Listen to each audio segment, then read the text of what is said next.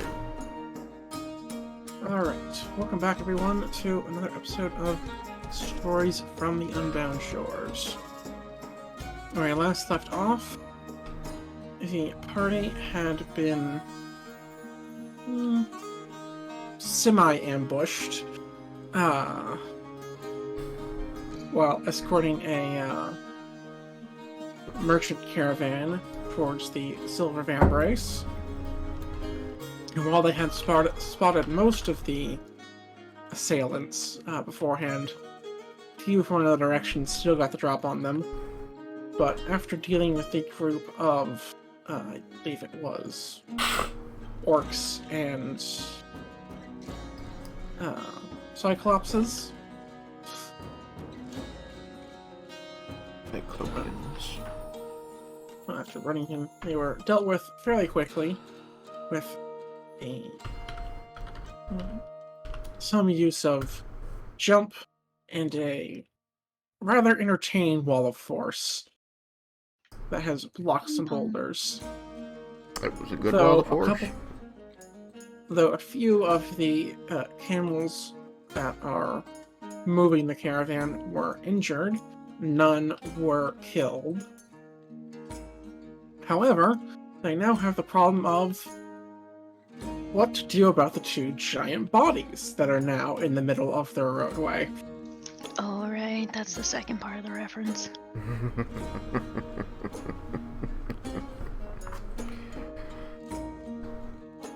I bet they're pretty heavy. Alright. And with that, I believe I've covered everything, so...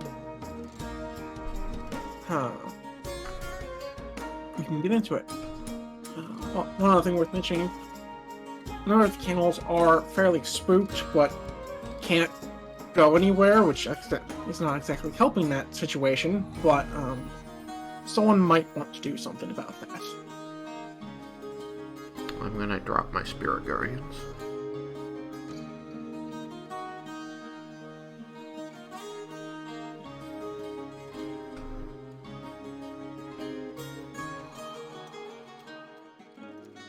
Make my way over to the edge here. How far down is that? 10, 15 feet? To the top of one of the wagons? Up one of the wagons. Well, the easiest way would just be to... Looks like it's about 10 feet. Yep, 10 exactly. Each cube's... Up. 5 feet. Alright. Can the top of the wagon handle me? Yes, and your armor absorbs the impact. Yay! Here we remove. And apparently if you want to jump down a second time, it also absorbs the impact. Up! Alright, I'm going to quickly find the camels that are injured, and I'm going to use a first level cure wounds on each of them, so how many were injured? 2 of them. Okay. Both the ones that have torches active. One Okay. that you're currently standing next to, and one at the front on your side as well. Alright, then I'm quickly going to cast cure wounds. Do they The look... one you're next to is bloodied, the one at the front is not. Oh, okay. But it is injured, like there's a bolt sticking out of it. Right. Medicine to, like, pull the arrow out and then do the healing? Sure. I'll let you do that for both, because they were both shot. Alright, my medicine gave me a 15. Alright. You'll be able to remove it successfully. You can add a die to your wounds. Okay, good. That makes the first level much more powerful. Oh, that die is gone. Why can't I grip my dice? Okay. I'm going to shut up. Heal each of them with a level 1 then. So for me, that is a +3. So 13 HP to one of them. Probably the one I'm closest to right now. And then... That will heal it to full. And then 13 for the other one as well. That'll do. You only have 20 hit points total, so that's a pretty good heal. Yeah, I was hoping that a level 1 would take care of it. Okay, It was questionable for the first one, but with the added medicine check. Alright, so that's what I'm going to be quickly spending the next few minutes doing, while the others do their thing. So, you guys feel free to describe what you're up to.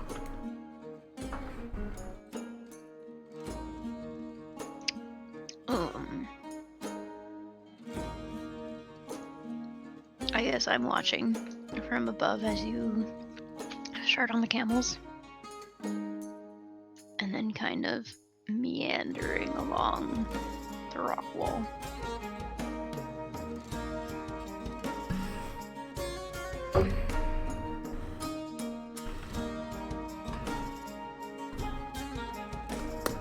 Which means that my stupid sword is gonna die, because it only lasts a minute.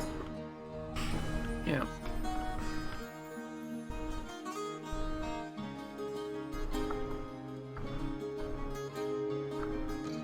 Thomas? No, I'm stuck out here with the things. I do believe that, two things that would happen is you would see me through the barrier, because the barrier is completely invisible, healing camels, and then, Melisari appearing above you. And the two camels that have been healed, do you calm down a little bit? I could try animal handling. What is that in 5th ed? Animal handling? I couldn't remember. I will try animal handling. Do I get any bonuses on that? I guess it's technically handle animal or something, but... No, it's called animal handling. Alright. I healed them. Does that help them like me better at all? Sure, I will give you... Well, there's 5 sets of camels, so I'll give you advantage on 2 of the rolls, but you gotta roll 5 times. Okay. Let's see. The front guy, 12 on both, so that's 15. Second set... that's a 5 total. Third set... That's a 21 total. The fourth set... That's a 7 total. And the 5th set, that's an 18 total. Alright, well... 2 of them don't like me.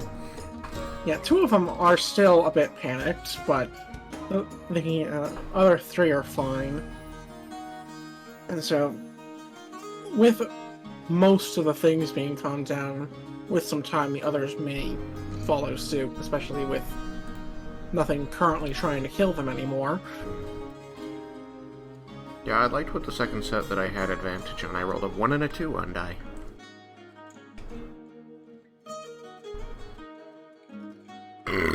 Excuse me. For now, I have put lit up torches on the ones that are still a bit upset.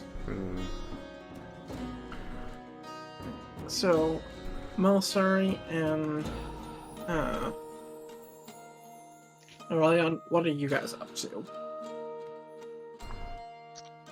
Looking perplexed. Or vexed. Yes, vexed. At the Cyclops. Perhaps you're looking pervexed? Vexed. Vexed. Just vexed.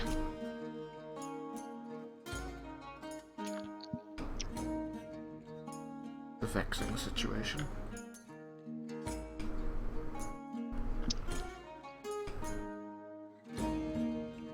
Perhaps. And what about you, Aurelion?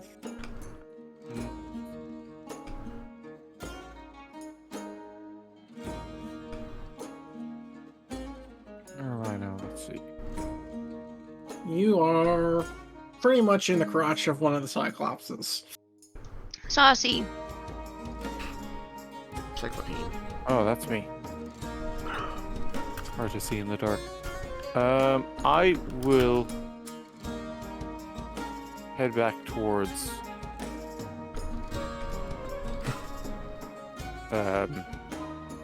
caravan and stop if the thing is still active. It's invisible. You'd probably find out with your face. Indeed. Face, hand, or, whatever is farthest that direction. But you will bump into it. Maybe kick it. Stub it a toe.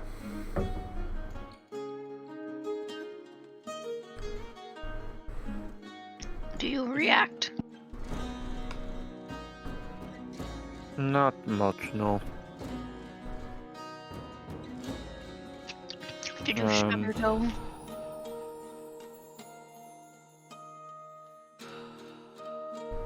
Because I completely forgot about the Wall of Force when we first started, so Melisari also forgot about the Wall of Force. The Cyclops is carrying anything apart from, like, maybe big old sticks.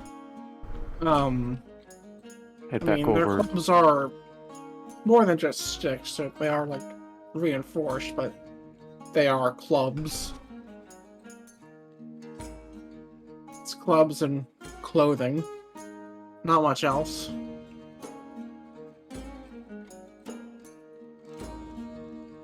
No money. From the last caravan they probably destroyed here. None on them. Perhaps it was on the orcs, or maybe they have a camp somewhere that they've left it at. Oh, I definitely didn't search any orcs. Well, Yeah. I did have those, I did remove those bodies since they weren't, obstacles. I guess seeing Aurelian do that, I'm gonna go around to the ones up on my side and investigate their bodies. Alright, they're somewhere in this area, so you're pretty close as it is.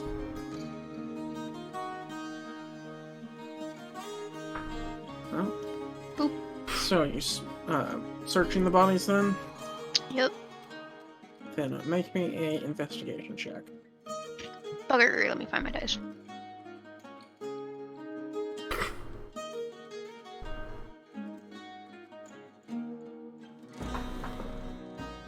Also, I was like, no, just use dice. So you can hear me.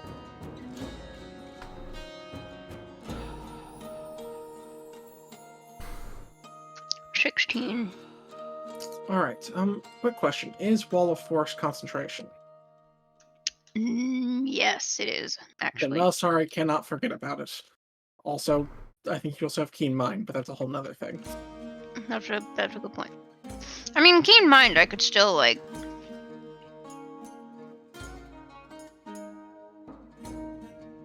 you know, have something not at the forefront.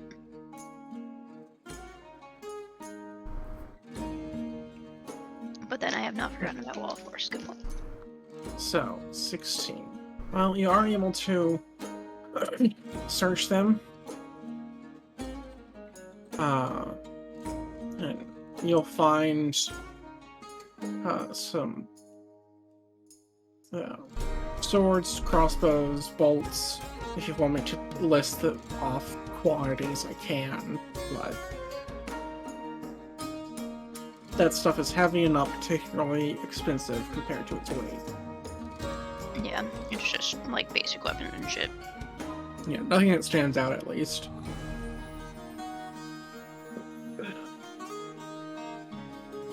And I'd say you probably found like one of them with a gold pouch with a gold pouch hidden on him with, let's say, 15 gold in it. Cool. But with the pouch itself being hidden and there being only one,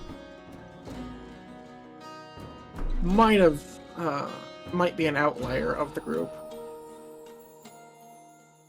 as opposed to Something normal. I missed on the others. Yeah. But with it being hidden, can't be sure.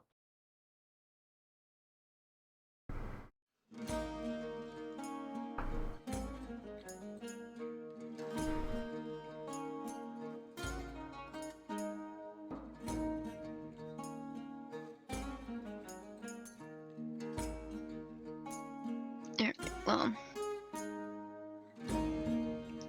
I guess with that done, I'll return back to my edge. Peek over at Roland. Peek over at Aurelian. Alright. And then say over the telepathic bond. So, does anyone have any ideas what to do with the bodies? I have one. How long would it take? Do you currently have any way of seeing into the ethereal plane?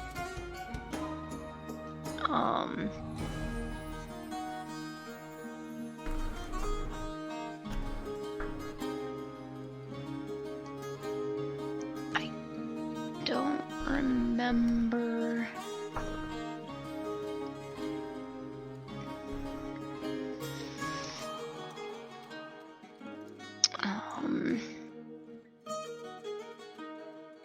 Let me high-low my third eye.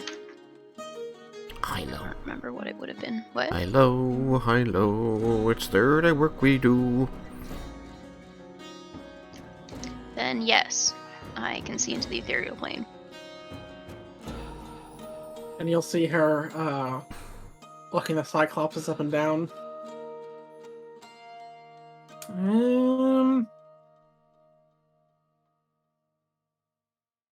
They're pretty big. Few hours, day maybe. I mentally grimace.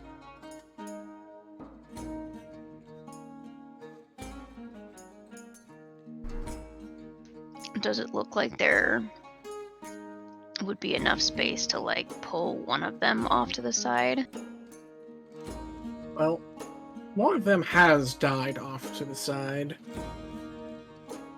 But, like, even more into that little, like, crevice-y area? If you were to, like, shove, you could probably clear enough of a path for the caravans to squeeze by. But these things aren't exactly light. I know. Now, you could get them in smaller pieces, but that's a whole nother discussion. Joy. That is a thought.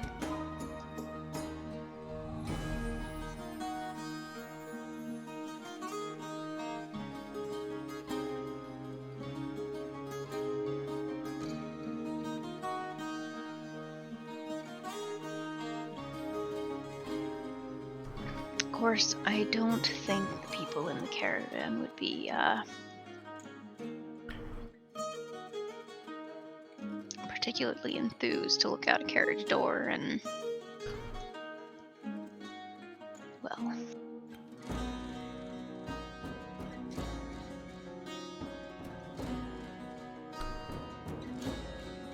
how are things looking down there, Roland? Working on the cameras, I feel the wounds, but they're still very frightened, and I'm having some difficulty calming a couple of them down. Can I help in any way? Of course. I assume I need to be down there in order to help. If you're just doing basic animal handling, then yeah.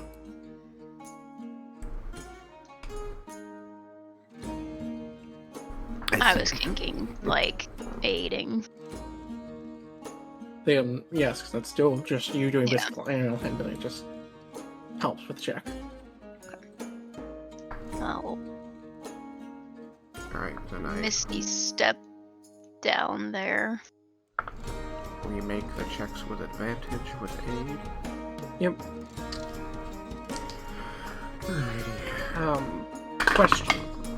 You probably have the spell guidance. Do you want to cast it on yourself? Oh, let's check if I actually have the spell guidance. I've never been a big fan of it, so I might not have taken it. Spells.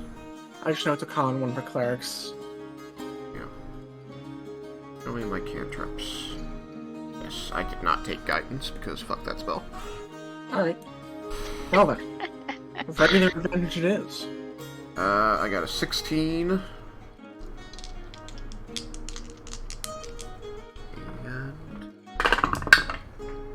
21.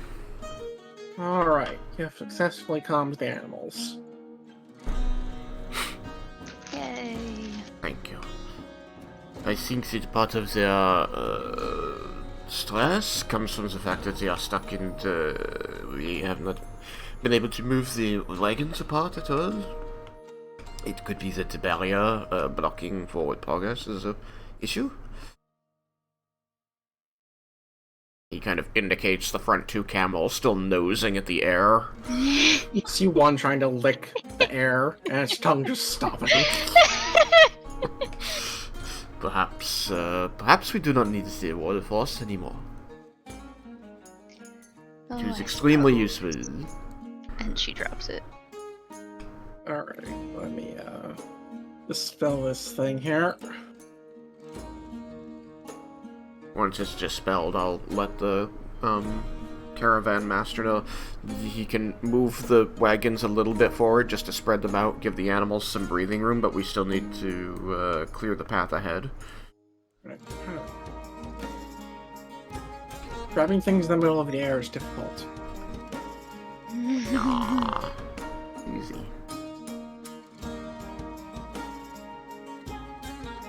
Alright, so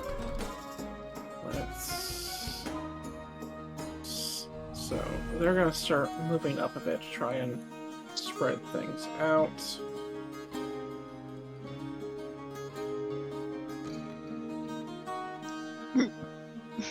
And I'm gonna delete all the blocks. It's not gonna be needed anymore.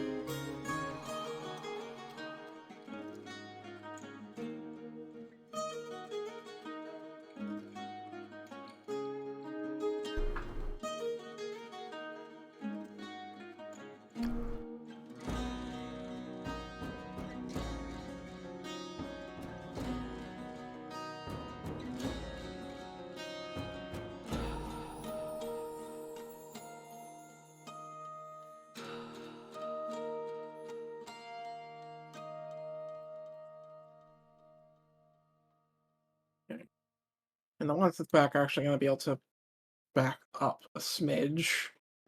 So as to kind of give a little bit more space between the wagons.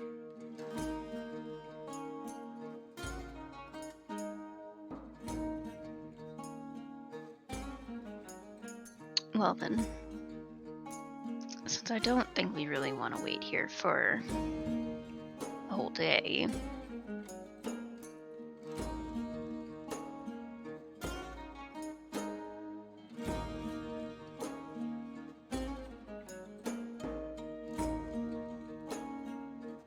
perhaps we eat one and attempt to move the other. Over the telepathic link. I'm not gonna yet tell the people that we're gonna be eating in Cyclops. Especially not like that. Do you have any access to any, like, telekinetic spells that could be used to move it? Not at this time, no. And actually, I don't think I even know any like it.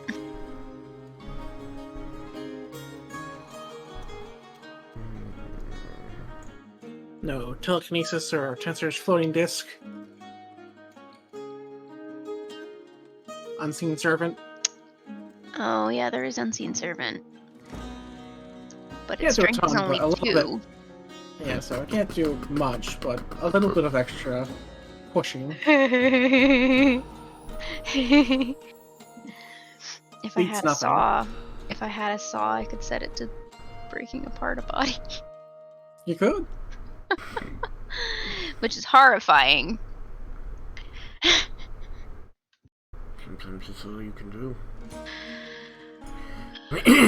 Jeez. I mean,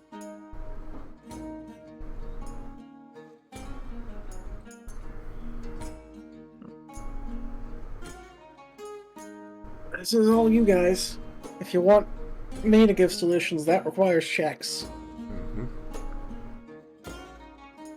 I'm just reading down my spell list to see if I have anything. I'm preparing to contribute.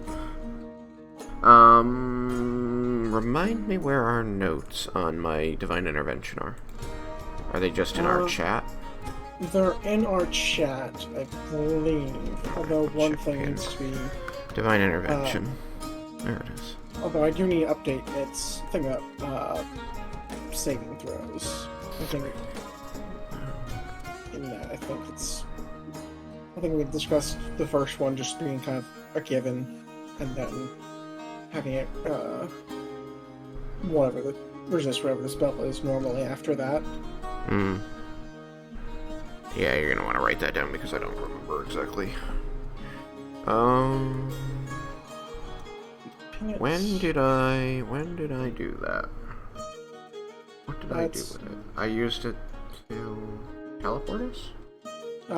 You used it on the dragon, I think. The dragon. Yeah, that might be true. I did something that grounded it, right? Yeah, that sounds about right. I don't know if it was like a hold person or... It might have been Earthbind. hold monster. I might have done Yeah. like hold monster or something. Yeah, might have been hold monster or Earthbind. I feel like that's correct. Which means that would be today, right? Yeah, so it would be within 24 hours. Okay. That means this thing ain't off cooldown anyway. Yeah. What about digging underneath them and putting a wall? What about making a ramp out of a wall of force? You can make a ramp out of a wall of force, yes. You still need to I'm be able saying- to push something up or down it. Yeah. I meant using a ramp to take the caravan over the bodies. I don't think I have enough squares for it.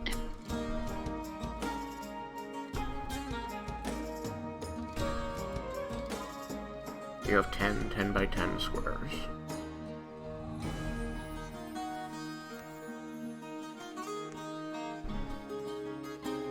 And let's say that they're 10 to 15 feet high.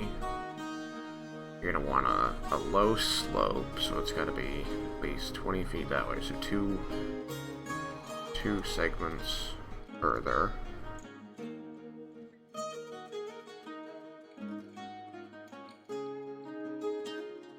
You might be able to do it in exactly 100 feet.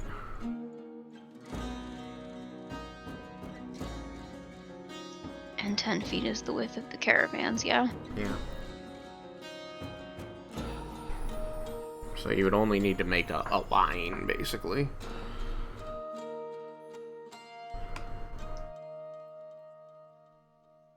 We could certainly try. We'd have to back the caravan up. It's gonna be so hard to manipulate. I just want to go. Go. Not that high. No. Corners might get a little awkward, but Like this looks kind of doable to me. And according to the thing, that's 100 feet. So, it'll just be a question if the caravans can go up that grade. and if the camels are willing to. Well, yeah, I just kind of rolled those two things into the same question. Fair enough.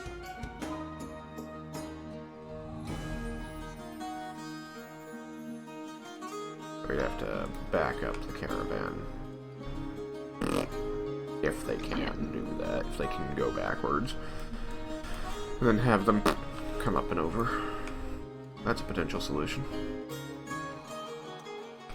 At least if the DM says so.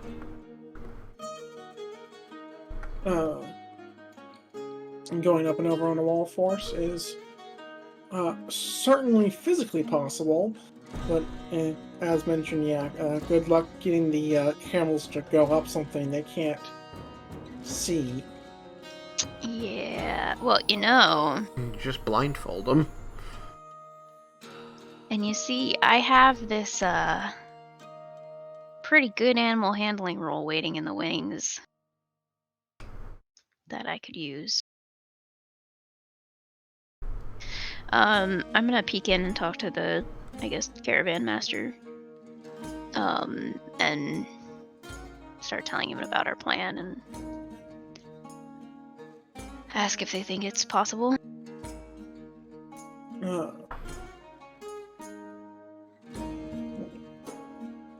uh,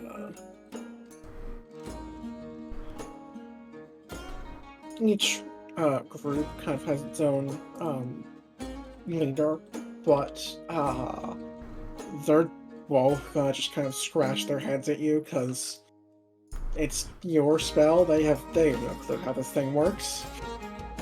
Like, if you assuming you explain it to them like as it's effectively just a ramp, they'll go with that could work. But as far as pretty much the second you introduce magic into anything, it's gonna confuse them. Do we think that we could get camels to walk up an invisible ramp and over top of Cyclops? And can they handle an incline of... It's 20 feet Estimate. over 20 feet, so it's a 1 foot, 1 foot. It's a 45-degree angle. Oh, Jesus. Well, I mean, it might be 15 feet over 20 feet, but it's still pretty steep. Yeah. 10 feet over 20 feet might not be too bad, but I don't know how high are the giants when they're prone? Like, how high would we have to go in the air to get over them? 5 feet, 10 feet, 15 feet, 20 feet? Let's see. They were 20 feet tall when standing. Let's say between 5 and 10 feet. So like 8-ish. Okay, so it's 8 feet over 20 feet. Rise over run. So 0.4 is your grade.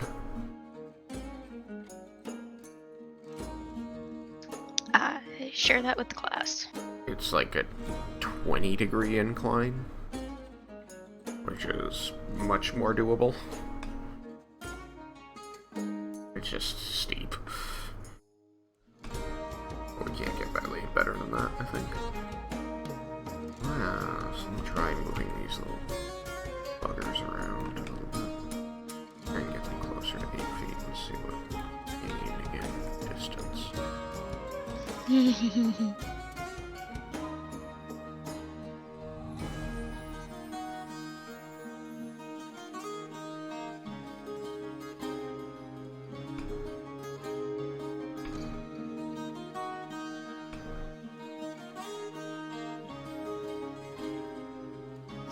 know, I have a spell.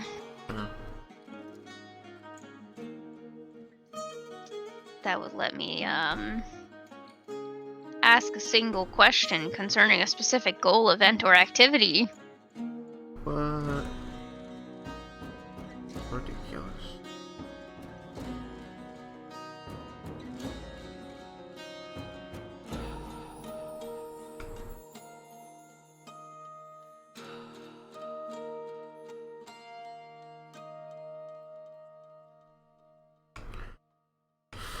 There we go. I mean, so that line represents the approximate grade. I feel like it's tough but doable.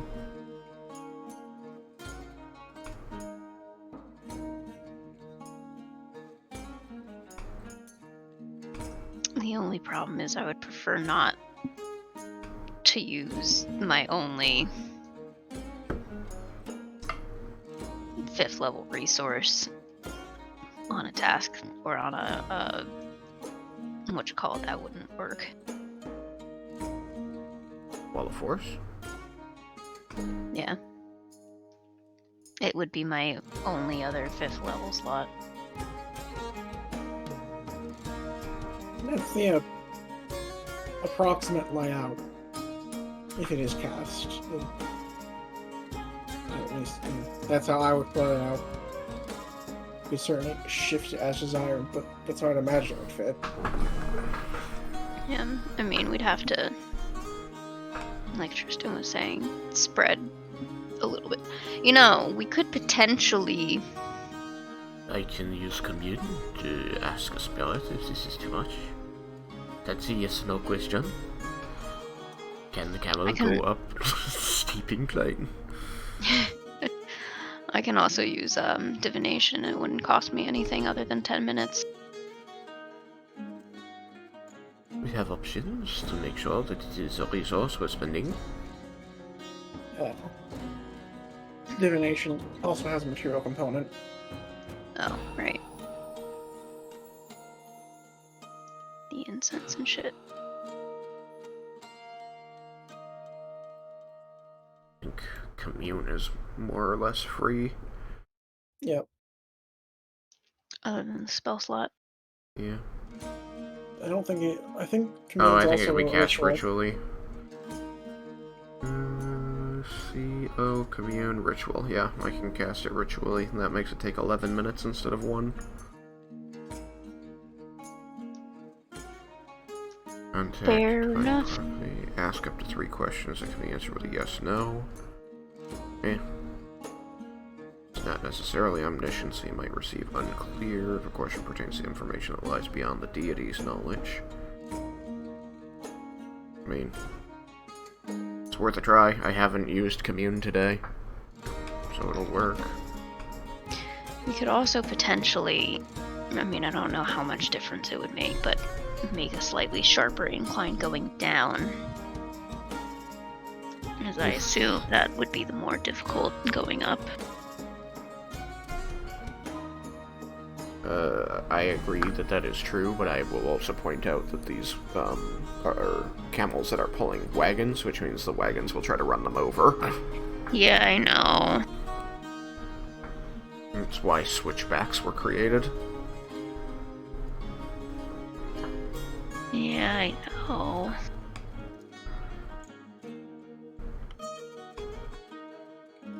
But, I guess the question is, for the DM, do these wagons have, like, a brake lever in them to stop the wheels turning, you know, to protect the animals in case of out-of-control roll?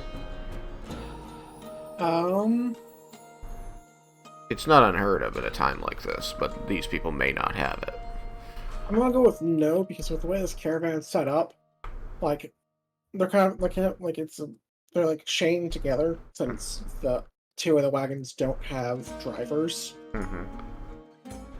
So even if they had brake levers, there's no one to.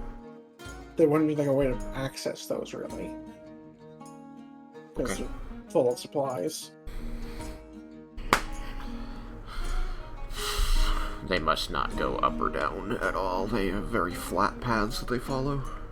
I mean, they typically do. Yeah. I mean, there's some up or down, but probably not much. This entire, like, Krish, the defining characteristics of this place are flat with spires of rock. Mm-hmm. Alright, so I think that it would be safest for everyone involved if we just maximize the slope on both sides. Those are my thoughts. Yeah, she's just nodding along with him.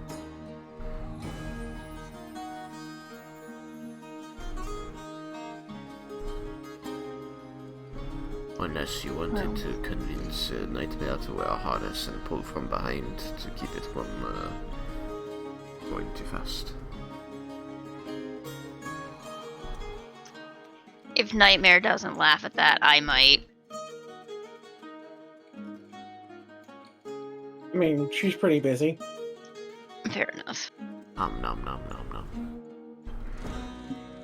I did give her free reign to start eating. I mean, she was busy before you said that. How,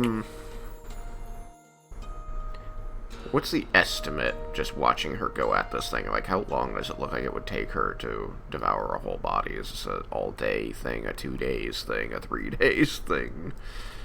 I mean, like, the rate at which she consumes things is unsettling. Like, even for, like, an animal, like, she goes through food at an alarming rate. So she could probably get through both in, like, a day, but it's still a day. Yeah. Because these things are huge. If you wanted to just go through if you convinced her to just go through particular parts, you could open up some options. This But is if you so want, disturbing. well, welcome to the Breaking Bad episode, I suppose.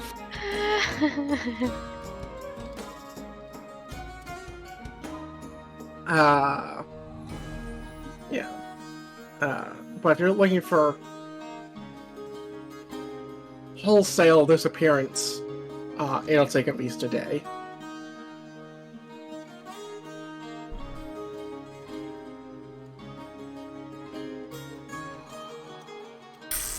Well,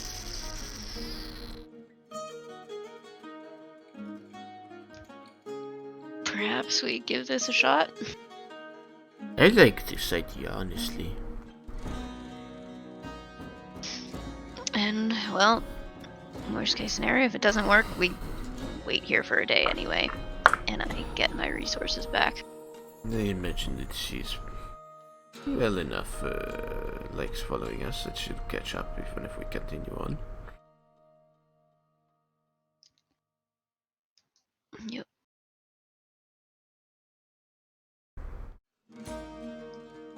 I would like to think we provide her with plenty of food. I hope that we make the acquisition of that food easy enough that she does not see a reason to acquire her own without us.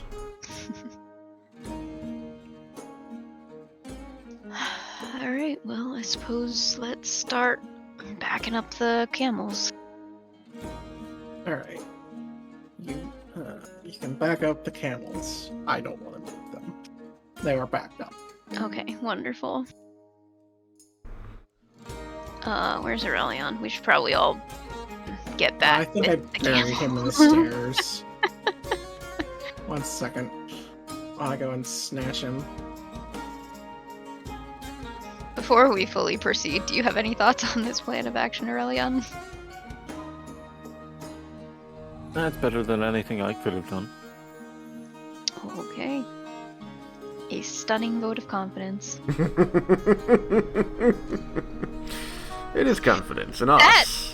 That was probably insulting. It wasn't intended to be. Alright. So, run the plan by me in detail, just to make sure that I understand what's going on.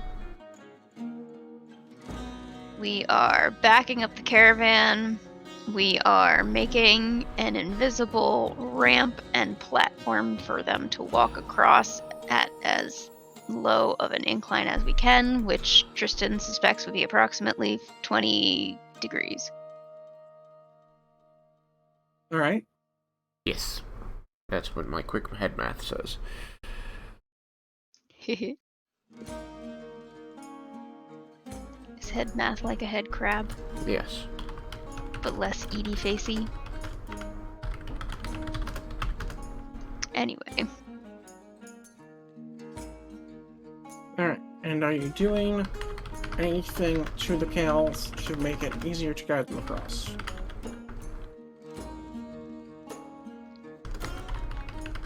I have this portents roll, which would give me a 19 on animal handling. That's what I've got for the camels.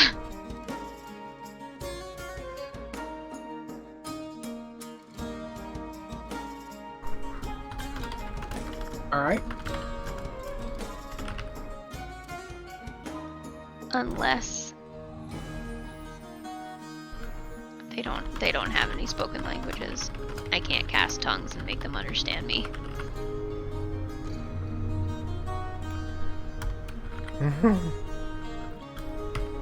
That would happen to be the case. Yeah. What you would need is speak with animals. Yep. Anybody speak with animals?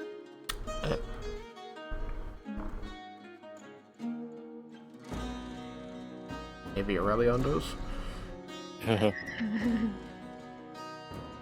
think there I is can actually talk to them. Yeah, but like,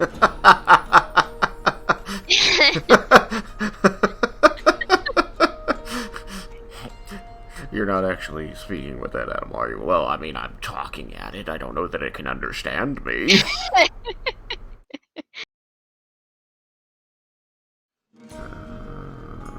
Is speaking with animals akin to destroying undead?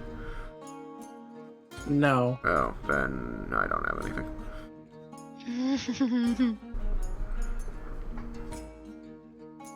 Alrighty. It's fine. It'll be fine, right? It's always fine to worry about. So, then I'm gonna need a animal handling check at advantage because I assume that you guys are working together. Yeah. You want me to make it since that's a wisdom check? I mean, I had been intending to use the 17 Oh, portion well, you can do roll, what you like then. Don't let me stop you. but we could certainly try a roll first. Actually, with my fancy thing, we could just try the roll and then I fix it if it isn't better. Okay. I shall roll. It is the big feature of the classes. Let her use portents after die rolls. I got a 15, which is almost a 17. Alright. 17 it is then. Alright, what's that bring the total to?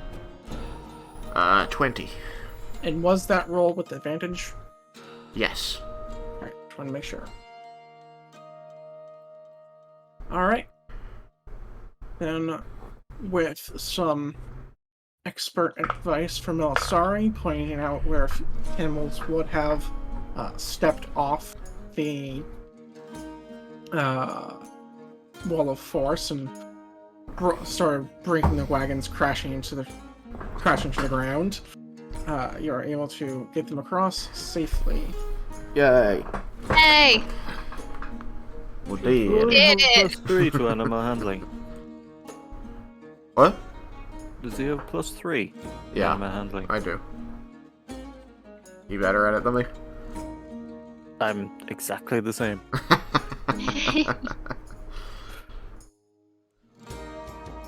Yeah. You're proficient, and he is wise. I'm proficient and very stupid. Yeah, Yep. I'm not proficient, but I have 16 wisdom. I'm alright. I'm not proficient, but I'm alright. You got +1? +2. Oh, okay. Well, since I don't have any other things doing with this map, I'm not going to try and move them because trying to Yeah. get things around this corner is gonna suck. Yeah. Suck a duck. So my only question is, as we move up through the canyon, do we come upon like a campsite or something that they were using?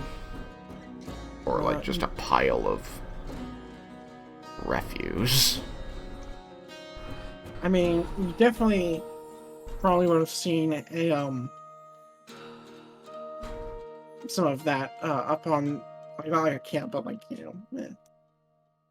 excess waste up on the edges, and probably some back where the Cyclops were more or less hiding, but you don't see a camp directly in the ravine.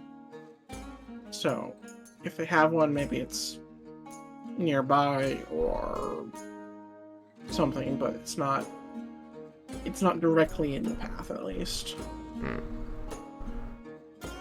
But and given that they didn't show up in any vehicles, it could certainly be possible, as while the terrain does hamper movement with wagons, and it could make it a bit more difficult for Cyclopses, but since they just have better movement being bipedal and not, wagons, they'd still be able to navigate the tighter terrain above.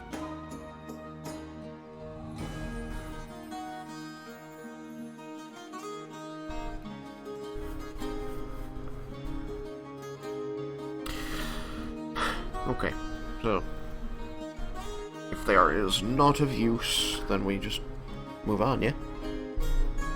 Yeah. Yeah. What did you say? It was like 3 days with these people? Two days with these people to get to the Silver Vambrace? I think I said it was 5 as compared to like the week or week and a half it would have taken on foot. Gotcha.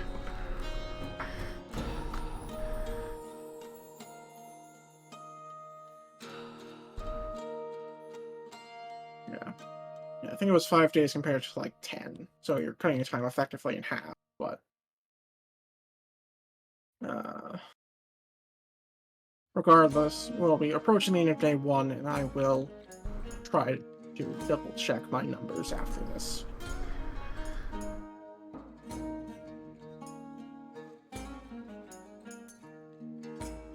So, as the... Oh, gosh darn it, I guess I'll do that. As the caravan moves onward, what are your guys' primary activities? What are you guys doing? I guess I would have thought it would be watching for danger. Yep, perfectly acceptable activity. I'm just trying to figure out what rules might need to be made. I mean, we're all split up around the caravan, so we're not like hanging. Alright. Well, when we had this set up before, Yeah, you guys had all been in like the center wagon. Yeah, we couldn't convince them to separate. We might be able to convince them to separate now. After we've dealt with a threat. If that's still a thing we want to do. Or it might just convince them, no, we're safe the way we are, it's fine. Yeah. Well, if that's the case, then we are all in the same place.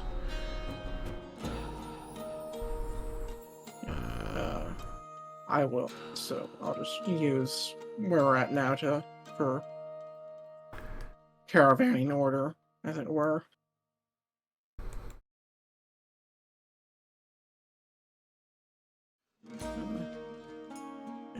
This is how things have been set up previously. Just with them a little closer together.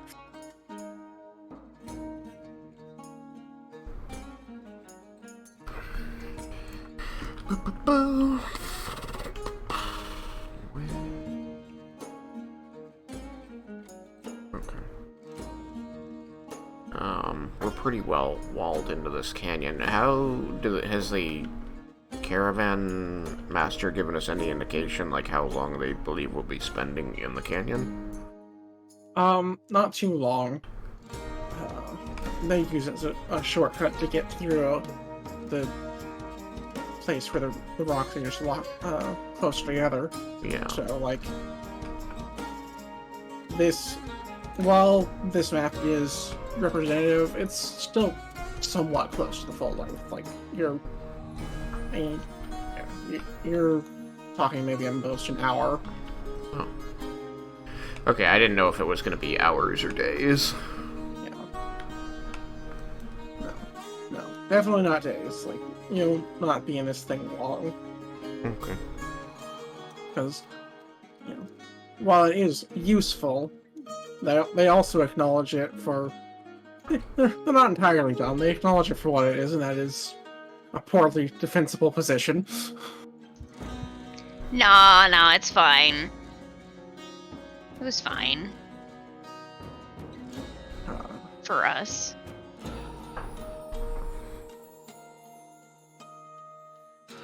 Imagine these poor suckers trying to do that alone. It would not have gone well. That is the day where you go, yep, this is your camel now. I'm gonna go.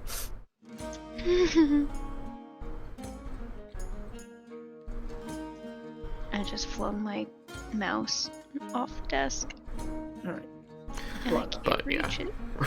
I just imagine that while we're all in the same wagon, Roland's gonna be, like, kind of hanging his head out the window and doing his best to watch and listen for trouble. He's pretty quiet and not really engaging in any conversation. Alright. What about you, Aurelion?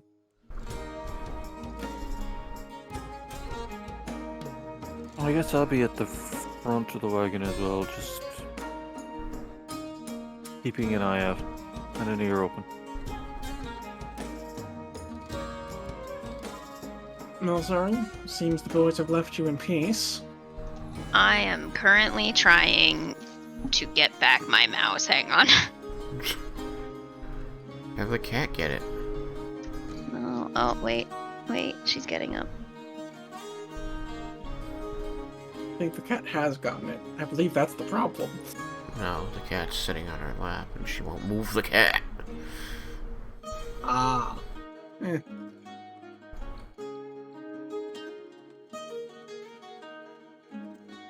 Okay, I have a mouse again.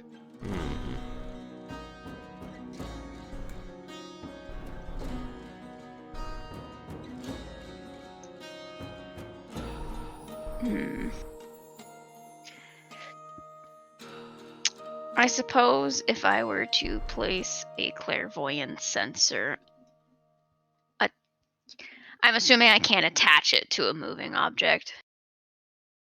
I'm not familiar with the spell. I would assume no, but you'd have to read it to me for me to know. It doesn't sound like it. It's you create D&D is not sensor. just from moving anything well. Yeah. Like using a wall of force on a ship. You just start making pancakes. I'll always remember the time I was part of a train heist and I had an immovable rod. Oh god. That poor train. I remember you telling us about that. I knew exactly what I was doing. I was playing an evil character. I don't recall hearing this particular story, but I can just, from that description, I can imagine what happened. I was on one of the forward cars. The people in my party who were having a problem were on, like, the last car. And I was like, are all the doors between the cars open right now? Because we had to work our way through. Like, we left them open, right? DM's like, yeah. I'm like, okay. I take out my immovable rod, and I put it between me and them, and then I jump in the air and I activate it. And I stopped, and the train kept going around me. While I had Spirit Guardians active. I had more imagined you just put it, like, on the tracks in front of the train or something. Nope. So the thing just hit it full speed. I was already inside the train. I wanted to be in the last cars. I then let go of the rod and left it in the air while it plowed into the enemy that my party was fighting, which was a big monster, like it was a druid who had shapeshifted into a big monster. So they ran into this rod at 30 miles an hour or whatever, so that did some good damage and flung them off the train. I lost my immovable rod too, but that's okay. It sounds like it lived. It was a good worthwhile purpose. investment. Exactly. Anyway, that's the story of the immovable rod in the train. Alright, so... let's get back on track. So, the Relion and Roland are doing perception. What are you doing, Military? Yeah, I guess I should also work, huh? Mm. You don't have to. That's a question for the character. That's what we ought to be doing? I mean, she'll maybe suggest that they can, like, take watches. So they're not all on all times. We'll also have to rest at some point. It's only 4 hours for us, but the caravan will stop for 8 at some point.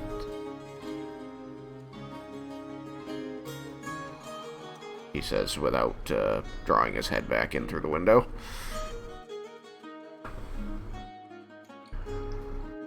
She shrugs. And will, I suppose, also keep watch. Is it just one window, though? Per side. There'll be at least one per side, so... Well, And- clearly both windows are occupied then, and, you know, if we're sticking heads out windows anyway.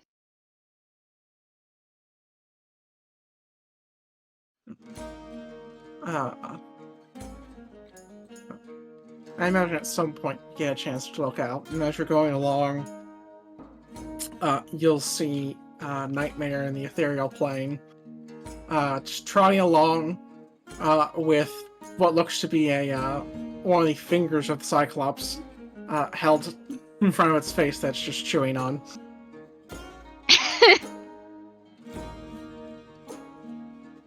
Did you manage to eat your fill? No, but there's always more down the road. That's the one thing that's been consistent so far. Chuckling. Though, for the record, like, she obviously can't hold it. Like, it's just floating in front of her. It's very neat. Impressive. Is that because of the ethereal plane, or is that because of something she's doing? Not that I know anything that's going on. That is a question that can be asked. Alright.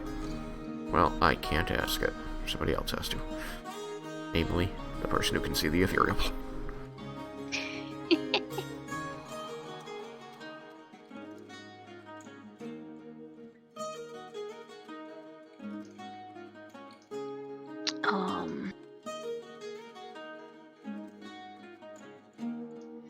I think I'm gonna watch her for a while first.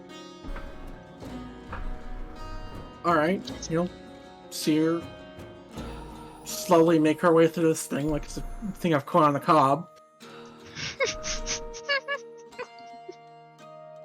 Jump, jump, jump, jump, jump. So how does that work? I would have thought you'd have to be stationary in order to, well,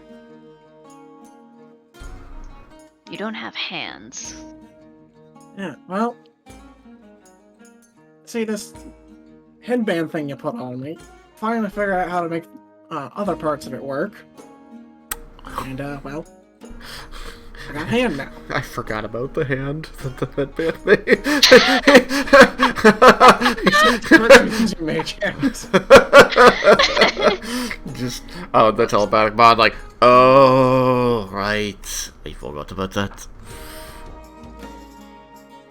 You just hear a slapping sound. You don't see any movement.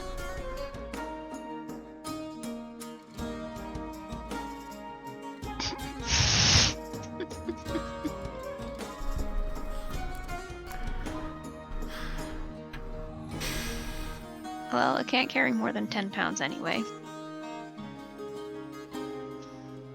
So.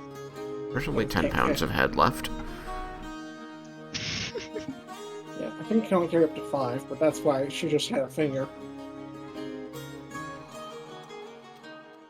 Fingy, fingy, fingy, it's a finger of fingers. Wouldn't I have been able to see the hand? It's a spectral floating hand. We can become invisible, right? Usually they can't, but this item, like the Arcane Trickster, does make the hand invincible. Yeah, I thought I remembered that. Yeah, because it's meant to be flavored after the Githyanki's psionics, and so they have invisible mage hands to represent their moving things telepathically. Telekinetically. Or, yeah. Yeah. Look, Close enough. I'm tired. No, I'm tired. Yeah.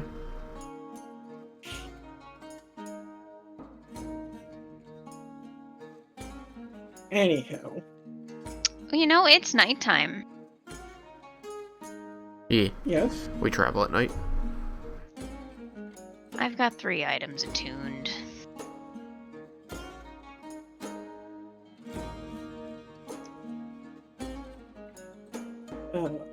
So... I'm gonna tune the map anyway. well, I would like you to make me some perception checks. Oh yeah. But yeah, you have time, so feel free to attune the map. But, Aurelion, since I keep forgetting to ask this, since, what mode is your shield set to? It's been somewhat nebulous for the past few sessions. Oh, the mage one. Major one, okay.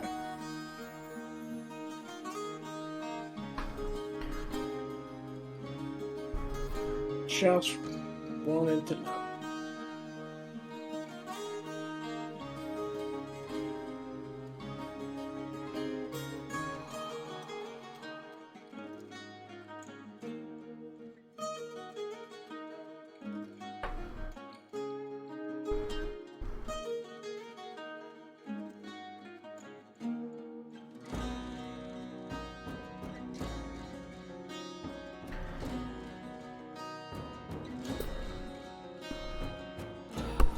Let me know what those perception checks are once you guys have them. Alright.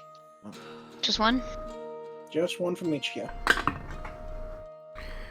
So that's a 4.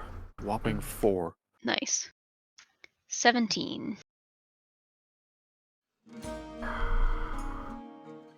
20. And Aurelion, what's your passive? Passive is 13. So 20, 17, and 13.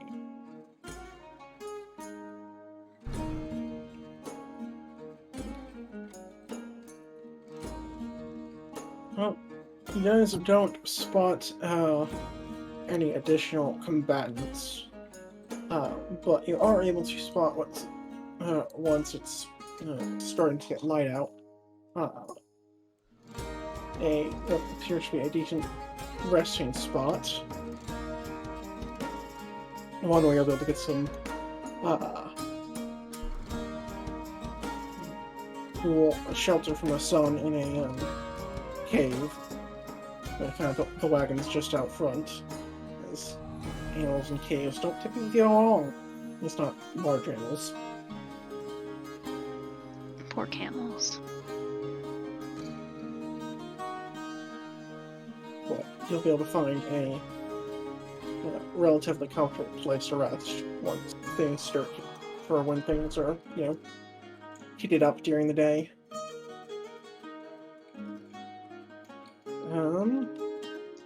We'll have to investigate the cave. Make sure there's no creepy crawlies.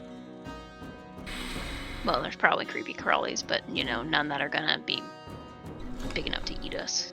Well, Or murderize us. it's only true if this cave doesn't connect to the Underdark. Any cave has that possibility.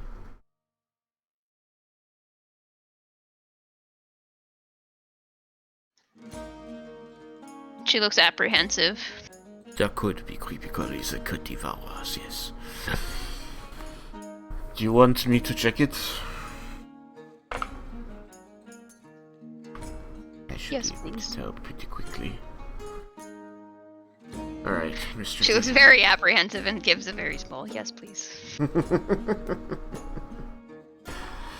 With my decades, perhaps centuries of experience with caves, the Underdark, and the like, am I able to go in here and do a quick sweep?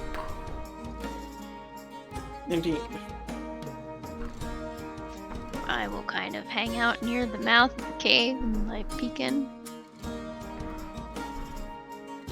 No, this is just because we can't move the caravan further away from the cave.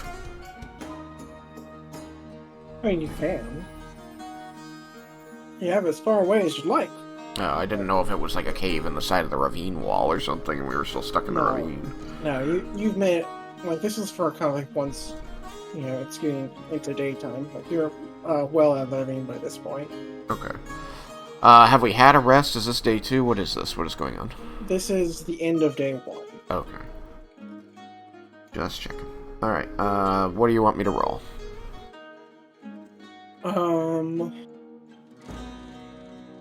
Investigation. Like if you're just trying to spot if like there's anything in there that might attack you or the caravan. Yeah, that, but I'm also, like, I want my character to be able to know if this is just a surface cave, or if it's a connection to the Underdark. Alright, then roll me Perception and Survival. Perception and Survival. Okay. Survival, if you're not proficient, become proficient. If you are proficient, take advantage. Okay. In that case, Perception... Perception's a 17. Survival is a whopping 9. Thank you, die. Well,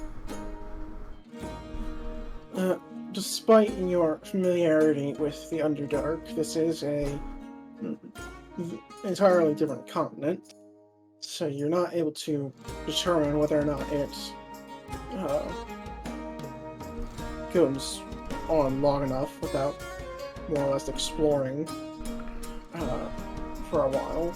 But with your scouting of the immediate area, you find a few like snakes and things, some wildlife, which you can either avoid or just deal with if desired. If they're pretty just innocuous stuff, right? Yeah, nothing out of the ordinary. Okay, and the fact that they're there should indicate that this is not commonly used by larger predators. Yes. Okay. Then, no, I'm gonna leave them alone. I'm gonna head back. I imagine that was a few minutes. Yeah, it's not long. Okay.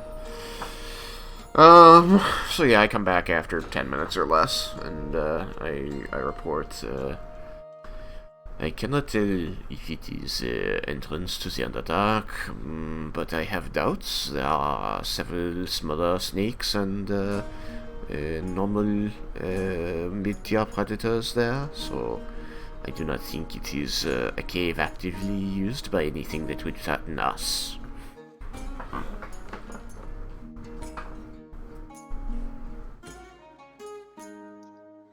She still seems a little troubled, but will nod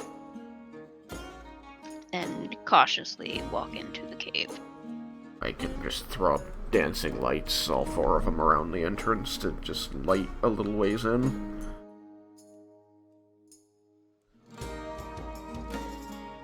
I mean, we've all got... Well, okay. I guess that's nice to the caravan people. I mean, does the caravan have to go into the cave? I'm sorry, I feel the caravan doesn't. It's just like, this is a place you guys spot that seems like it'd be good for setting up camp for the day. Okay. I'm sorry, I missed that. I thought we were just, like, heading past it. I'm like, yeah, I thought we should be able to go by no problem. I apologize. Well, in that case, actually, I'll just cast light on my mace. And use that, because that's going to create bright light instead of dim light. Okay.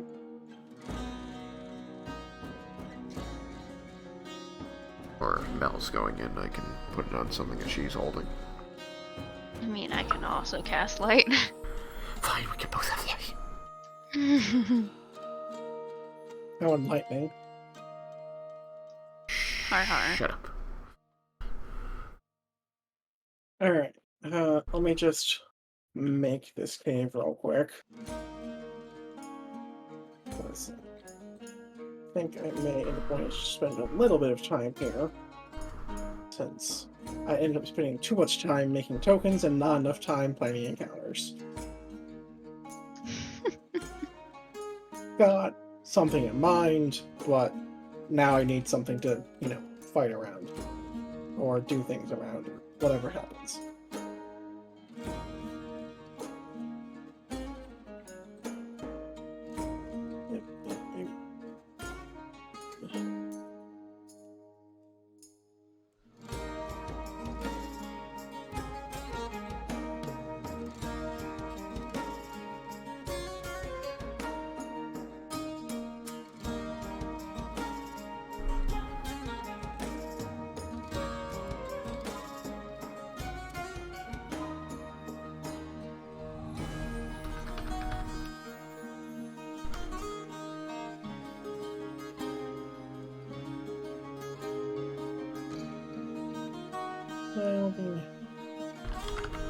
After that.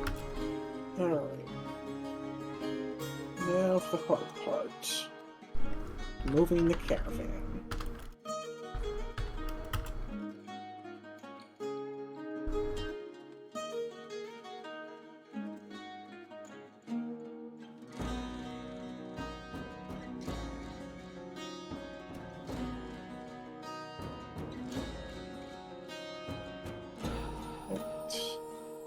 Guys, click on your icons, it should take you to your tokens.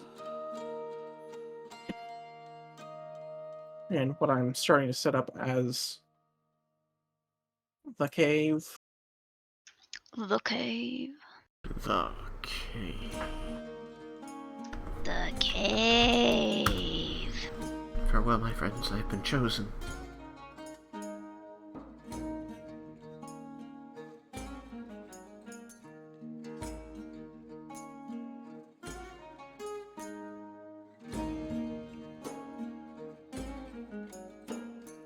Alright.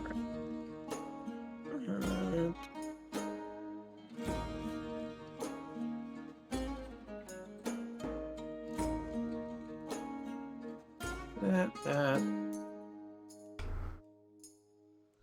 Water? Water! Water would be nice. Take your time! Alright. There. Kind of help make it a bit of a different area. I'm Have gonna a put little these bit in a of vase.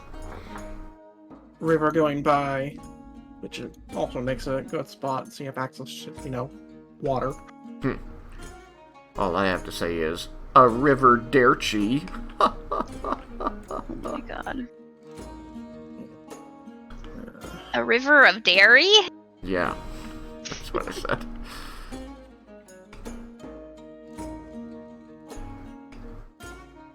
Alright, let's use... I think a river derchie was a great joke.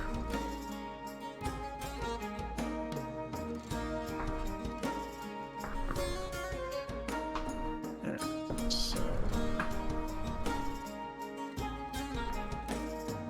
like that.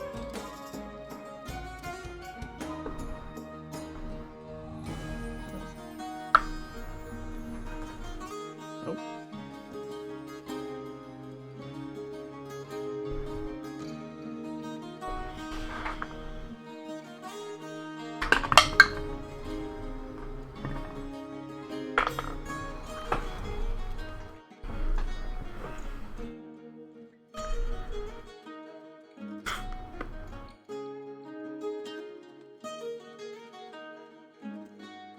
That gives you a little initial place you can set up camp for a few people.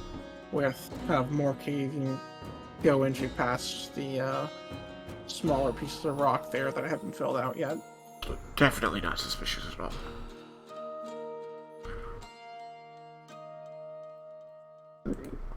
But like the place I have like the terrain squares for is probably what you've surveyed, Mm-hmm. with there perhaps being more beyond that.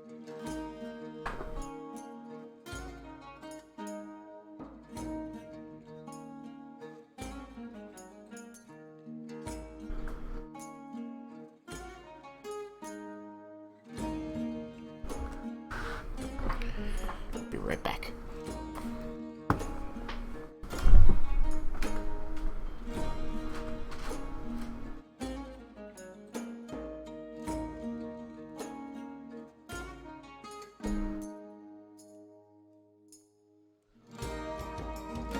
Sorry. Taking a minute. Did try to get prepared today. Just got sidetracked when I thought about finally making the tokens that I meant to, which was somewhat important, but should have done this first.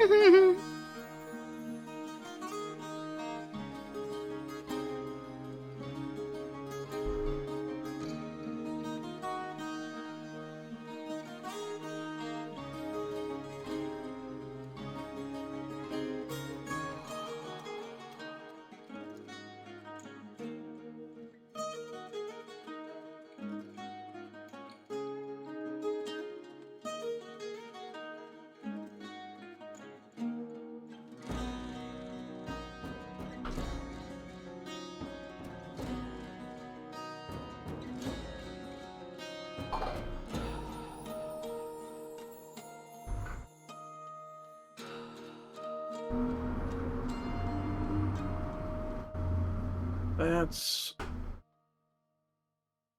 good enough for right.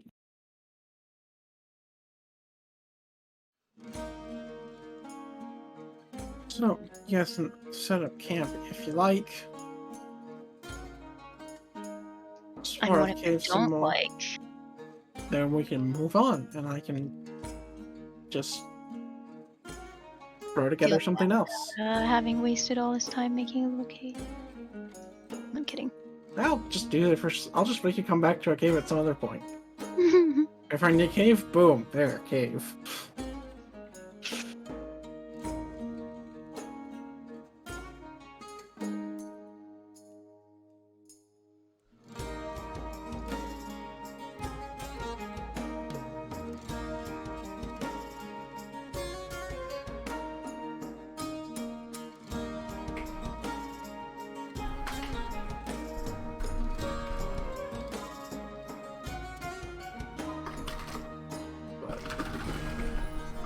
If you find yourselves not trusting the unknown, there's few enough points you could certainly try just blocking them up or setting up alarms or something.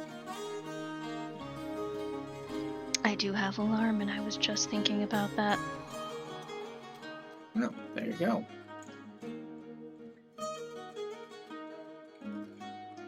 I'm gonna detect magic though for funsies. Okay. Taking fucking 10 minutes to cast.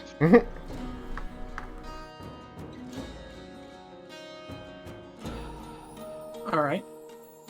One moment.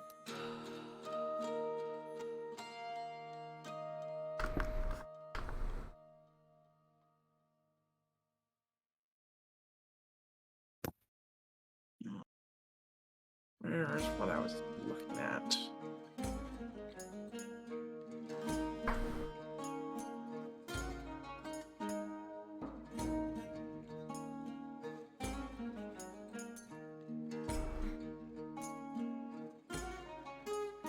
I need it. All detailed.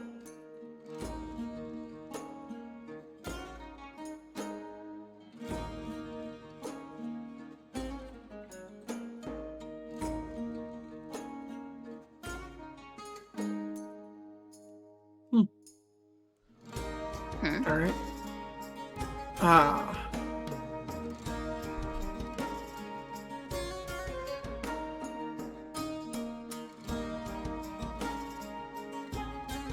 You... so you cast Detect Magic? Mm-hmm. Alrighty. Well, you will see a, light film over things.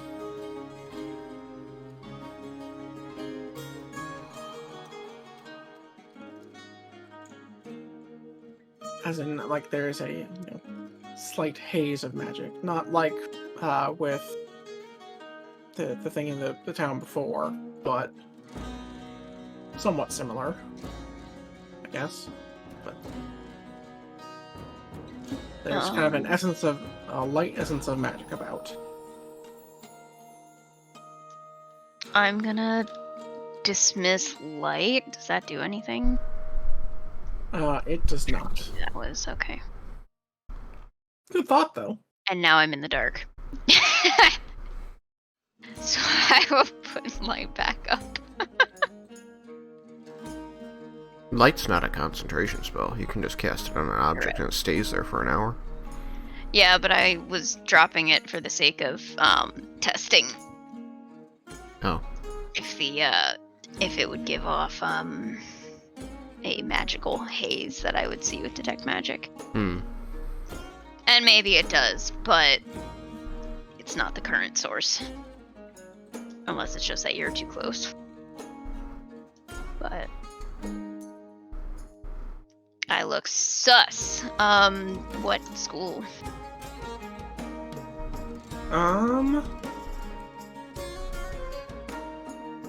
Let me see here. Conjuration, Evocation, Transmutation.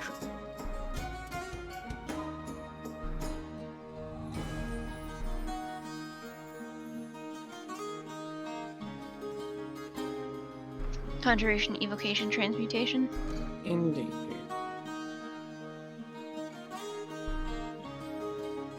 I'm gonna move a little deeper into the cave. Does it seem to get any stronger? No. If anything, it lessens, but it's hard to tell.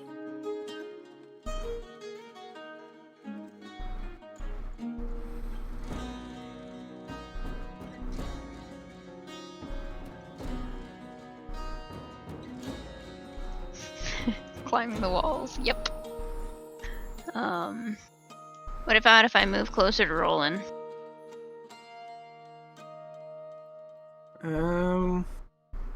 That he notices. I mean, you'll notice, yeah, her going close to you, but she's not gonna see anything, change, at least not inevitably. Nothing obvious.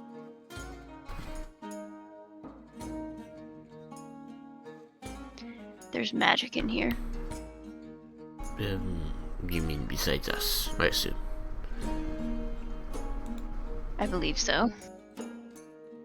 And that is why you are checking things like this, myself included. Checking things what? Like this, with your spell.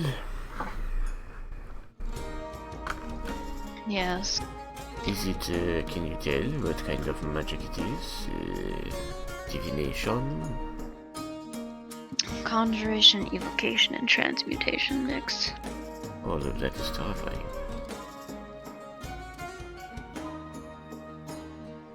Can you tell if it is residual, if something was summoned here, or if something is to be summoned here? Can I Arcana? Sure, give it a shot.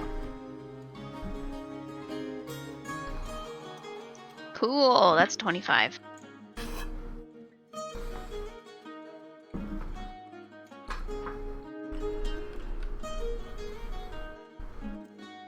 Alright, well, with a 25 in your sage background, well, with just being good at divination, so you probably are a bit better at identifying these things than most. It does seem to be somewhat, residual. Residual might be the wrong word for it. Seems like there was, or perhaps still is, an effect here that's in the process of fading. Yeah, that would be residual. Yeah.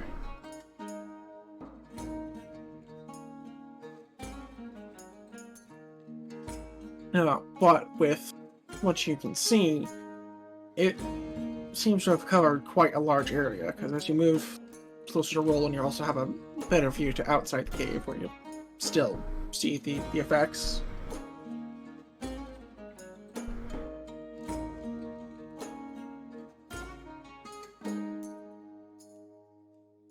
And it seemed mostly concentrated, like, in this kind of entryway area. Nope, like, you've not been able to determine a place where it really increases or lessens. But you said it seems to lessen as I move a little deeper, right? It seems like it might, if anything. Like, you know it's not increasing for certain. But it's hard to tell with just it being everywhere. It's just hard to get a baseline. Yeah. I'm gonna squeeze through, I guess, a little deeper. Just that slightly, so you can get. I mean, I could just turn off Snap to Grid. Would help, I think. Yeah, when you're in the caves, might be a good idea. Yeah. I can never remember where it is, though. Other settings. Got it. Somewhere. I got it.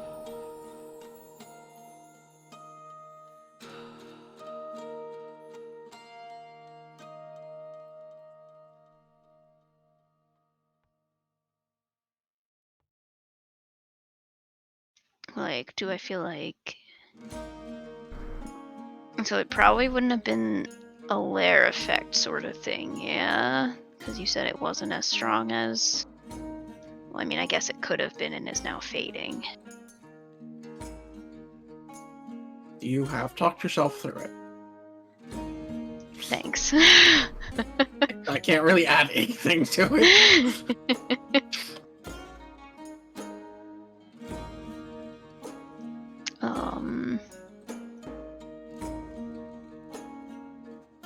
Bitch, why you no turn around? Gotta use Alt. Yeah, I know, but usually she kind of like starts to turn toward whatever direction I'm Lately dragging they her. haven't been. I've been able to just drag my character around backwards like a dumbass. Kind of annoying. Like, Excuse me while I moonwalk into this cave. Yeah, moonwalk into the cave. Wait.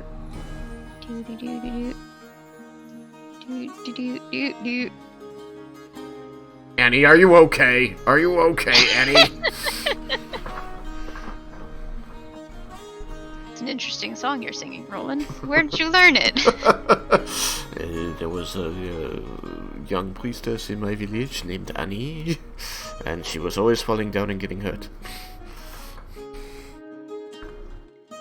Was that because she was moving backwards? As a matter of fact, it was. We could not get her to stop. She was obsessed with walking backwards. Children, you know.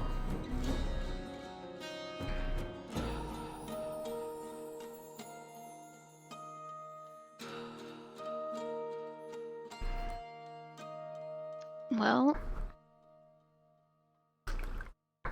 I don't know what it would have been.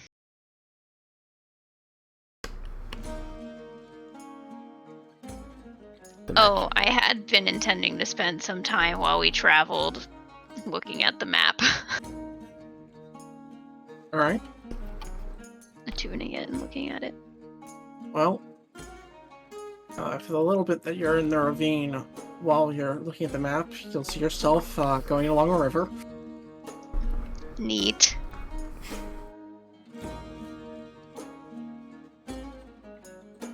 Are you gonna look at the silver band brace and see if you can see your friend there?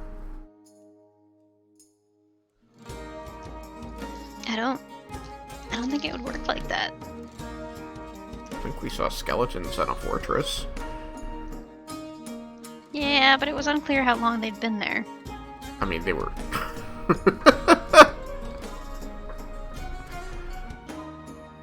Oh wait, yeah, I guess it does show me now. Well, no, like I just like it shows like a blue up here dot. Yeah, yeah. Why not? For funsies, I'm gonna zoom in on Silver Vambrace. All right. You see, like a big rock with a cave. Got it. See?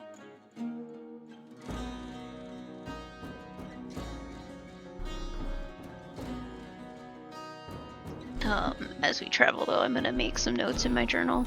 Or as I look at the map and look at our surroundings, I'm gonna make some notes in my journal. All right.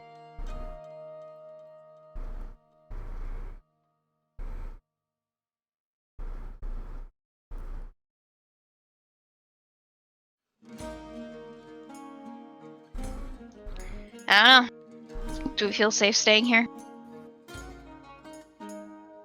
I can watch one of these pathways, and you can watch another, and the Radian can watch the last.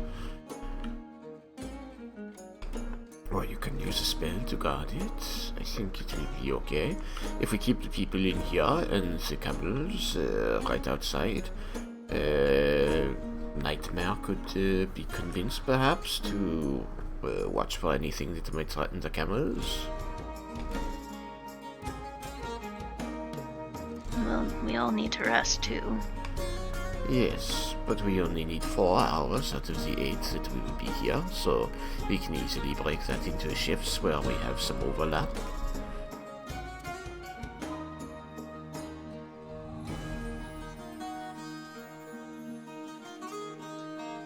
Nightmare does need 8, though. Indeed. But, yes. I will ward. I'm gonna, since I kind of went down this pathway a little bit, I'm gonna place, well, I'm gonna say, if I'm not back in 10 minutes,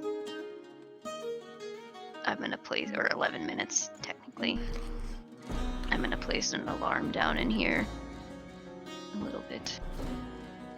Not that it'll give us significantly more warning, but... So what you're trying to say is, I'm gonna place an alarm down this way. If I'm not back in 11 minutes, come get me?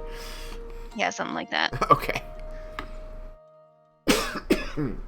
Or at least, I'm gonna let you interpret that as you will, because... jumbled thoughts don't always come out in ways that make sense. I can't. I don't know. If you look at him before you leave, he's just kind of giving you a slightly confused grimace.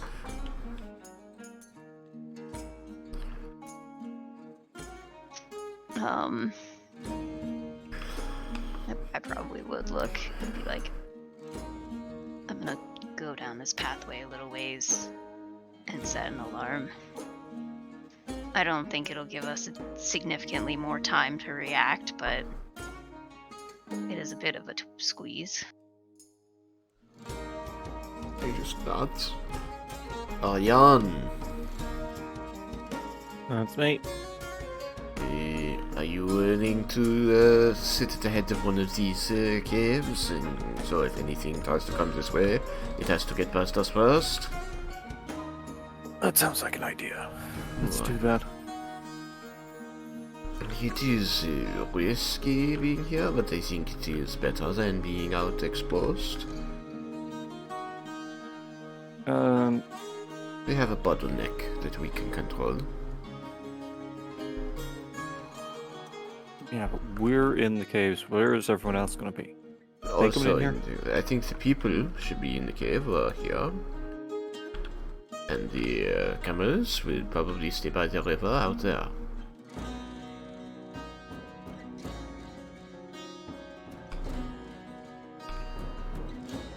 And we just have to guard these 3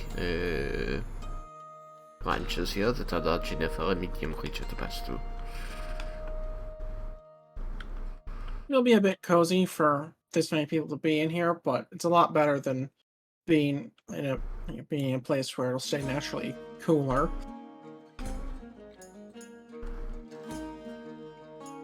Yes, remember, we're sleeping through the day, not through the night. I momentarily forgot that. Yerp. Okay. I am setting an audible alarm, and I am not going to designate any creatures that won't set it off. Because nobody should be going this way, and if they are, it's probably a problem. Problemly a problem. Yep. And I'm gonna come out and tell them, like, I've set a ward down this way. Don't go that way.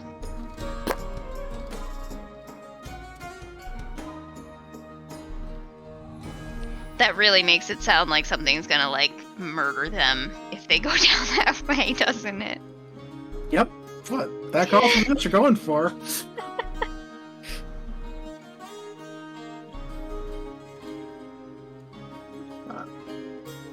Is that what you wish to stick with, or are you willing to revise? No, I'm gonna stick with that. It's fine. Alright, then go get some much cheaper looks as they just kind of nod yes, as they kind of go pale. This corridor is forbidden to those who do not wish to die a painful death.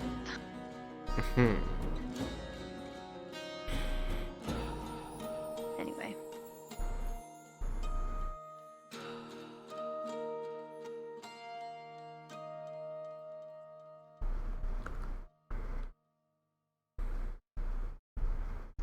Although I suppose seeing their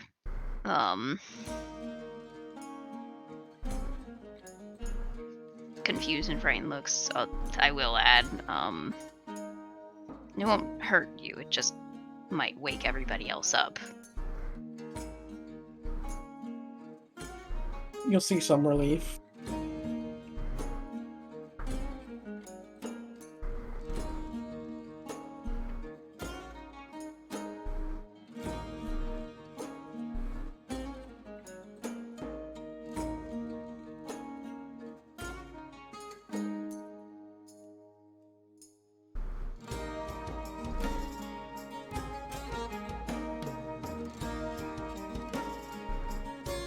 Well then.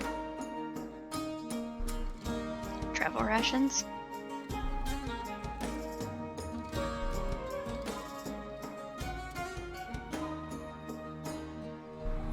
Travel rations.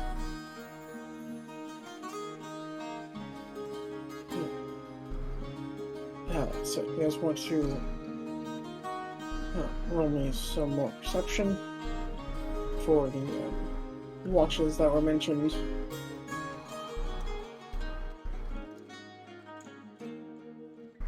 And if, beforehand, if you want to try and convince Nightmare to be helpful, feel free. Yeah, I will say over the telepathic link, Nightmare, if you would be so kind, it would be very appreciated to let us know if you see anything out there. I'll keep it in mind.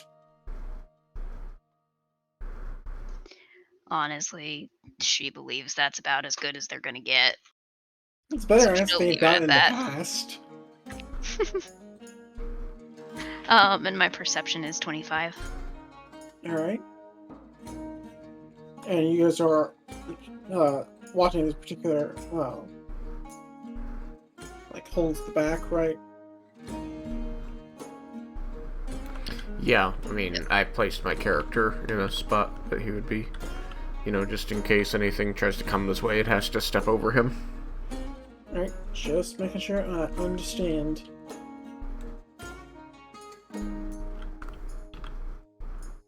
Yeah, I think these are all decent. Oh, and what about, so I heard the 25 wasn't from military? Yeah. What about you two?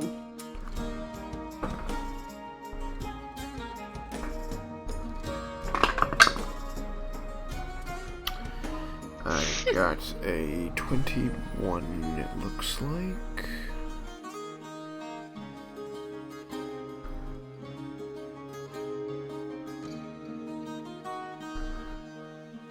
Aurelion? My passive is 13. Alrighty. I'm trained in perception, so I'm gonna be decent at it. So, you get, the 8-hour people would have started resting around, 10 a.m. Mm-hmm. And so around noon, you guys you'll hear this from Nightmare.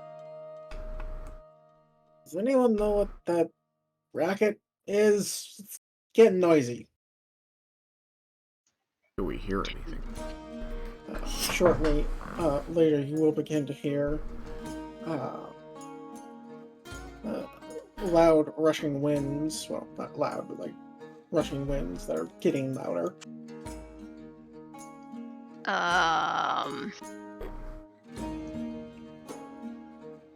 Fuck. Coming Tell from me it's a outside. fucking sandstorm. They are coming from outside.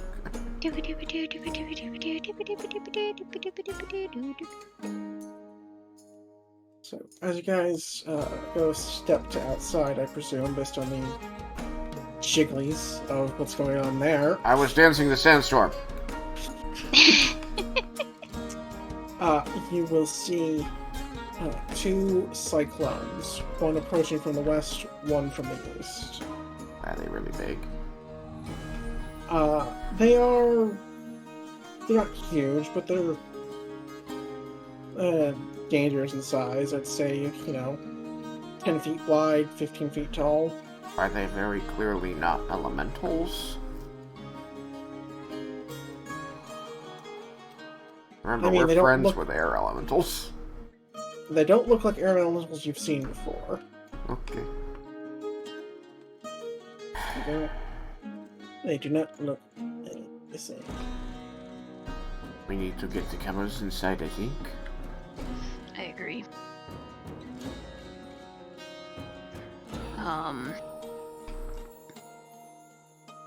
I don't have any good way to do that. Animal handling? Yeah, I know. I was just trying to figure out if there was a way that would be faster. I mean, there's mage hands too. How close do these things look?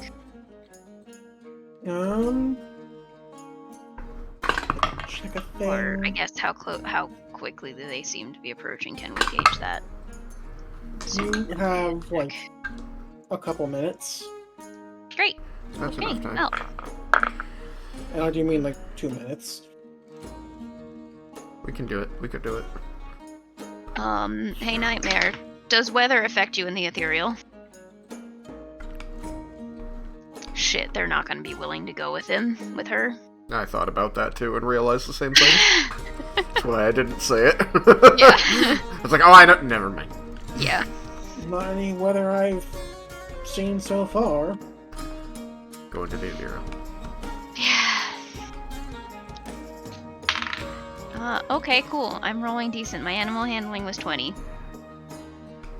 Alright. Mine was 5. Oh dear. Your panic is infecting the camels. Crazy because I don't feel any panic. I know. Whoop.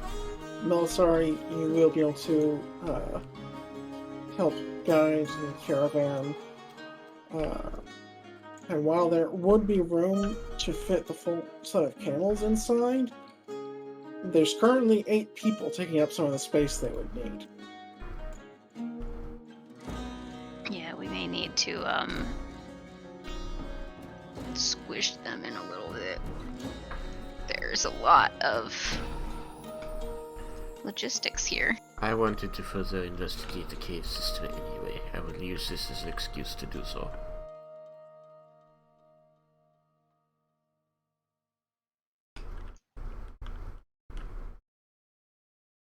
Camels, camels, camels.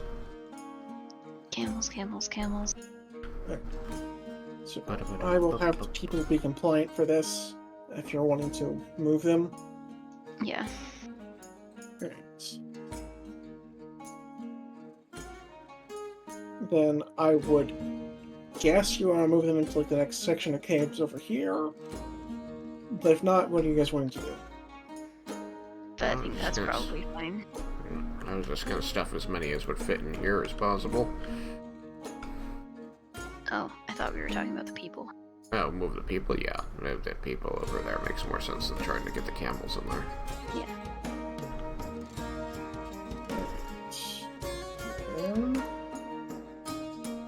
And actually, if any of the people are able to help us move camels, that would probably be good too. Once you get them out, they'll be willing to help because, like, weather hazards are something that they understand and can deal with. Yeah. Is it sad that I didn't immediately think of waking the people up who actually fucking live here? Wait, we have those? But so they'll be able to help you get these things in. Let's see how much we can get to fit. So that's acceptable. Giant. They should be giant camels. Yeah, they should, shouldn't they? I forgot about that. Yeah. Sadly. You know what? No, these are small camels. Gigante!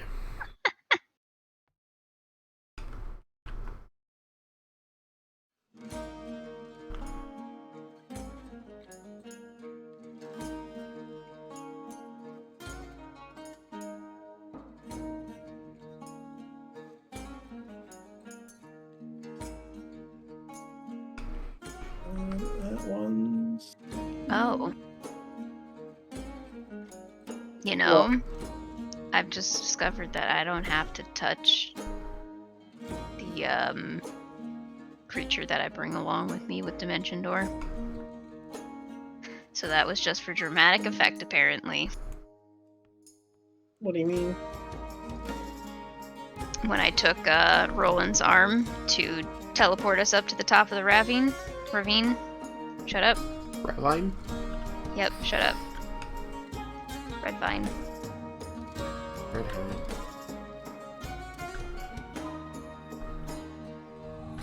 You don't have to touch them? What?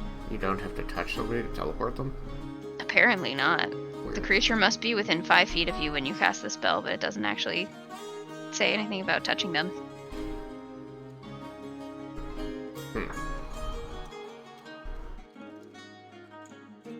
Oh, yeah. It's a bit of a... did I just bury somebody? I did. Yeah, hi. So, yeah.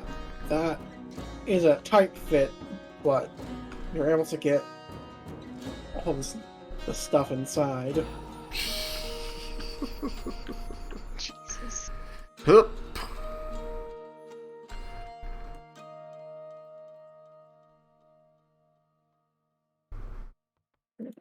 Annie, are you okay?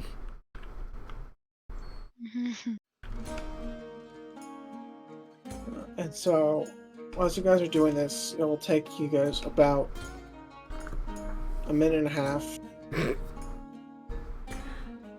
with the help of the others. 30 seconds to spare.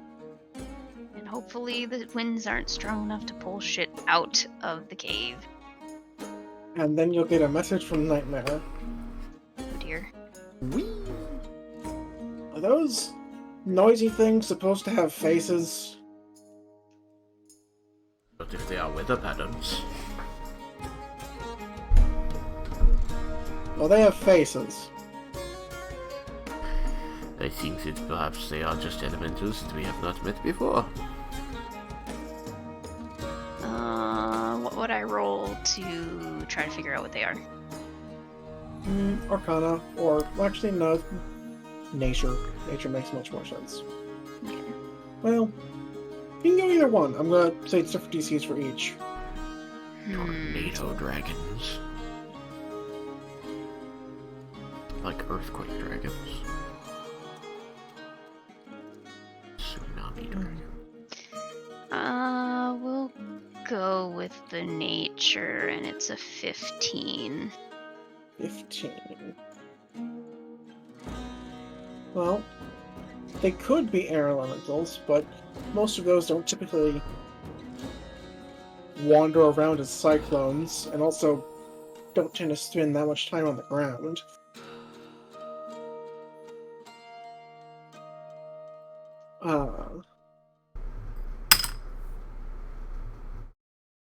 After a little bit of thought, you'll hear them start to scream, and then the answer becomes quite clear.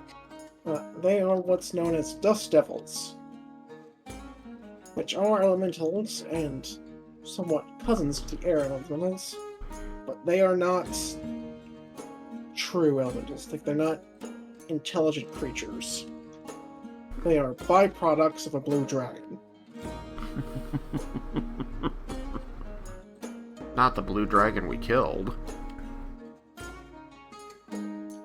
We're pretty far away from it. Or blue dragons. Well, you didn't kill it in its lair, so it's possible.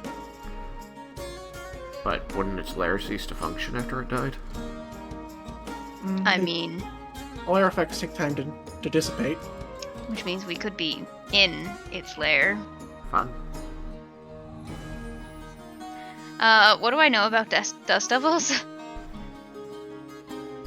You're Other looking than for the- lore, statistics. I think, like resistances and immunities and things like that. Statistics then. Alrighty. You know that they can't fly. Unlike air elementals.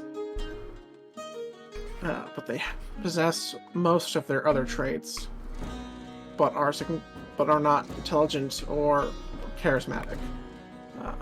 So they resist lightning, thunder, and non-magical damage, and are immune to poison because they are still air.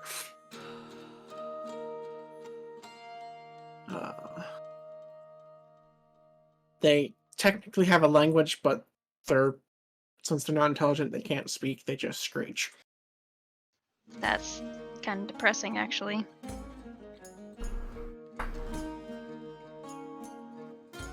You said they're resistant to lightning and thunder? Yep. Lightning, thunder, and non-magical, mundane damage sources, resistant to bludgeoning, piercing, and slashing from non-magical attacks.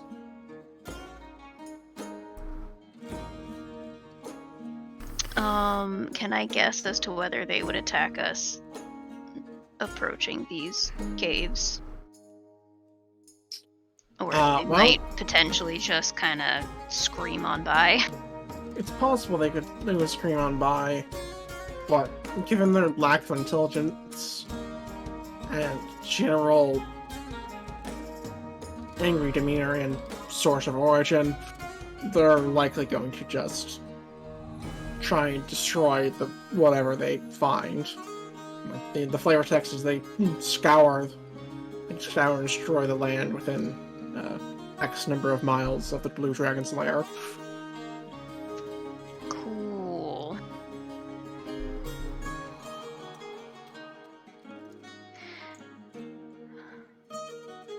Well, I think we're gonna have to fight some dust devils. They're not just a naturally occurring thing that will go away. Unfortunately, no. I am concerned about leaving these people in this cave while we do it. As am I. I mean, it should only be for a minute, but still.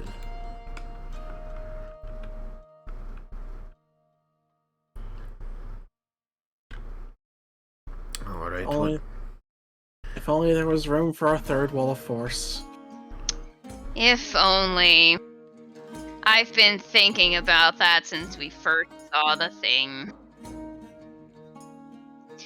I mean, if we took a short rest along the way. Which you did, because that's how you tune the map.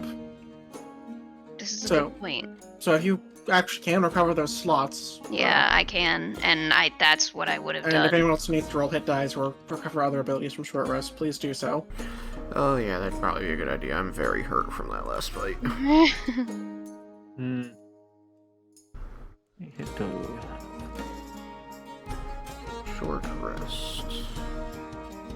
Alright. Let's see here. D8 plus 2. I'm down 50 HP.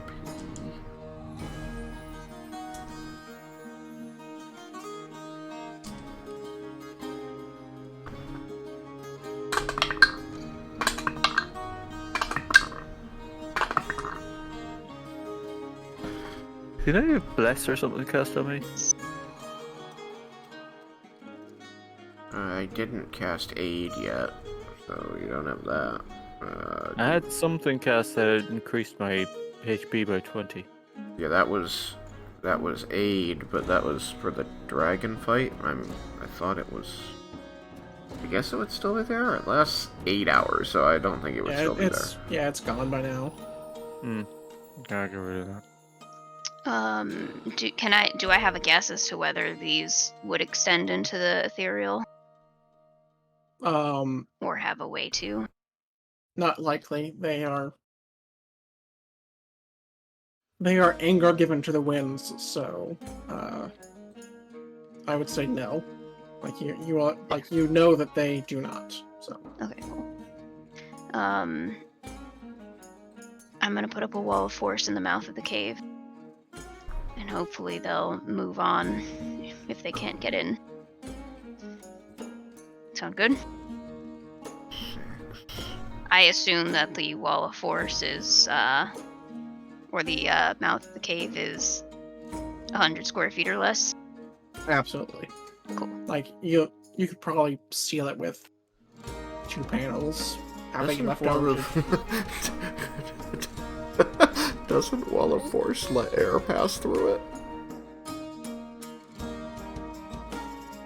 That's a If you trap a person in a bubble of Wall of Force, they don't have a chance of asphyxiating, which means air is able to pass in and out of it.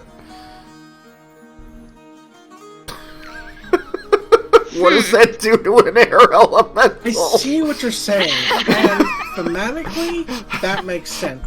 Mechanically, however, they need a space at least an inch wide to get through. Okay. A wall of force leaves no space. True. It also. Though I do love the thought. If you voice that in character, there's gonna be like a mental pause and say, well, unless you would rather just fight them, we're gonna find out. I guess experimentation is a good idea. Nightmare, they shouldn't be able to get you, but if you want to be in the cave, now's your chance. She can just come into the woods. Oh yeah, good point. Okay. I put up the wall of force. And you see her just wander off in another direction. I'm going someplace less noisy.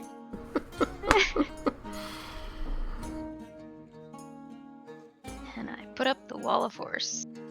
So, she was somewhat helpful. Mm-hmm. You guys had it covered, but...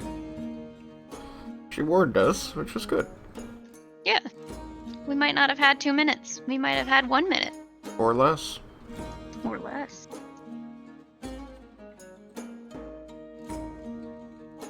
Alright. So, gonna need to move Aurelion. Gonna need to move Roland as well, because those wagons would take up enough lot urban of space. Alright, and... Oh, This is awful. This probably smells terrible. Just putting that out there. Like, I imagine caves don't smell great to begin with, but... But now it's full of camel. And now it's full of camel. so... there's 2 panels. That's fairly well sealed it. Would you like to do anything else with your remaining 8 panels? I mean, I have a lot. I may as well just make a good solid block around the entrance. Alright, so just like make it super thick, basically. Well, yeah, make it thick, make it extend a Just little kind past of- the barriers. Like that, and that, just to make sure you get all those nooks and crannies. Mm-hmm.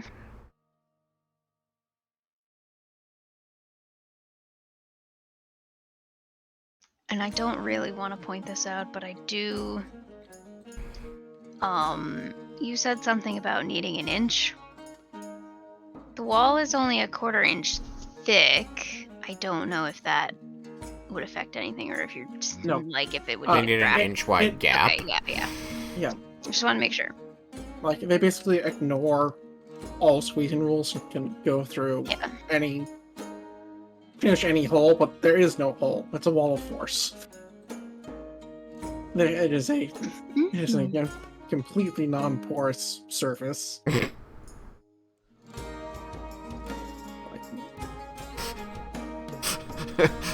Except, apparently it isn't. except for regular air, because whatever. These are mechanics. Mechanics and themes don't always get along. Alright.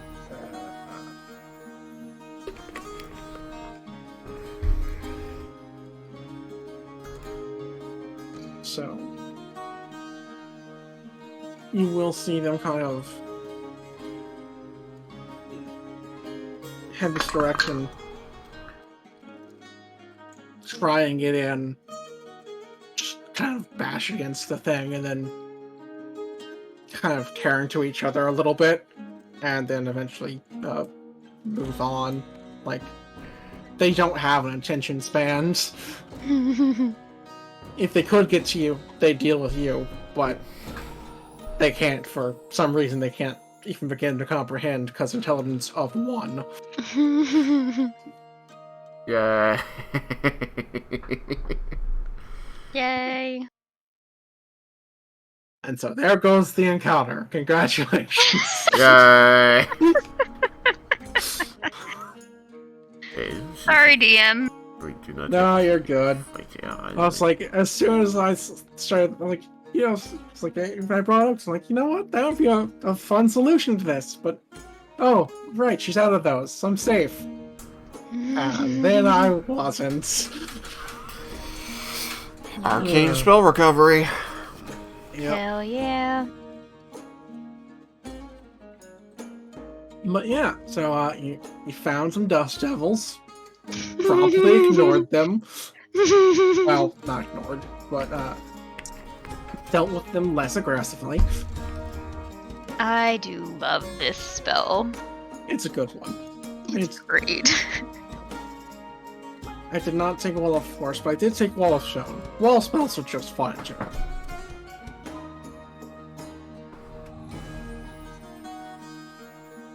Alright.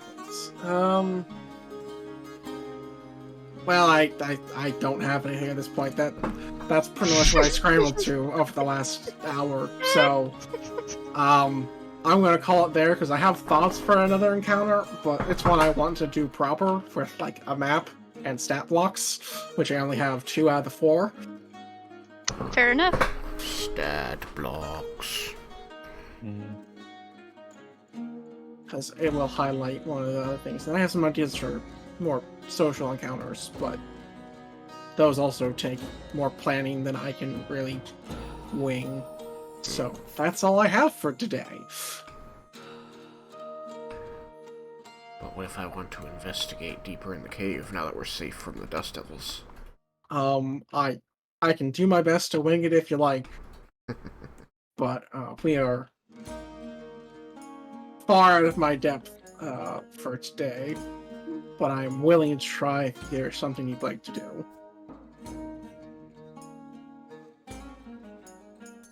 No, it's all good. I would have wanted to really do a thorough investigation, understand if there were any threats back there or any connection to the Underdark. Alright, well, you would have the time, and that question really is just a question of time. Mm-hmm. And so, um, you would be able to find that the cave seems to end, or at least any other progressions are small enough that nothing of your size, or even close to it, would be able to get up from the Underdark or anything like that. Okay. Cool. Good. So if they do lead down there, they'll need to pick up for like these smaller creatures, which isn't necessarily nothing, but they'd have to be fairly small, like snake-sized. Yeah. Then yeah, that's all I'd really use my 4 hours of consciousness around my 4 hours of long rest for. Yeah. Since I didn't manage to get my encounter done, but you know what? Dust Devils, those are fun. I saw they are spawned by blue dragon lairs. I'm like, well, that's additionally fun. Let's throw those in here. I mean, it still does introduce the problem that apparently we are near the dragon lair. Potentially in the dragon lair. I don't think the dragon lived in this cave. No. I doubted you too, but you know what? There's potential lair effect here. That's fading. Yeah, but their lair effect spreads for like a mile around their cave. Oh, Yeah, Yeah, I 6 suppose. miles. You rolled high enough, I'll just give the number. It was 6 miles. It's a 6-mile radius. dang. Yeah, that lair could be anywhere. Alright. Lair effects go out to a frighteningly large distance, Yeah. which is why there's not meant to be many creatures with them. Yeah. So you did good work taking down that blue dragon, because it could be what generate these things. And based on the fact they're fading, it's even likely. Yay! Good job, us. Yay, us. Yay! Yes. We're great. Alright then. Thomas, did you have anything that your character would want to do? Not at the moment, no. Well, I would report that there doesn't seem to be any connection to the Underdark that a medium creature could use in this cave, so we seem to be safe from anything larger than a snake here. I look relieved. And then I guess make some conversation, actually. So, the Underdark, does it just connect everywhere? I mean, to itself, obviously, you've made clear already that it doesn't necessarily connect everywhere to the surface, but is it all one contiguous space? Pardon. He doesn't answer right away. He kind of frowns at the question, seeming to think about it, and a couple other thoughts are definitely crossing his mind. But eventually he sighs and says, "It is not contiguous on the scale of the world, necessarily. Often there are... let me put it this way. It is a series of caves and tunnels deep below the surface, carved by inhabitants of the Underdark, sometimes the Drow, more often by larger creatures. My people live in caves that were tunnels, I should say, carved by great worms that we have utmost respect for outside of the god we worship. We do not stand in the path of these worms, as they create more space for people like us to inhabit and hunt and keep secrets. The oceans, They are usually these great divides. Some caves, very few, will travel down deep enough to connect beneath them. Usually only the foolhardy or the very brave will seek these out, and it is how we will sometimes meet drow from other continents. So, I suppose the proper answer to your question is, they are probably contiguous, but not safely. So most continents are as isolated in the Underdark as they are on the surface. Traveling across the ocean by night, not something most are interested in.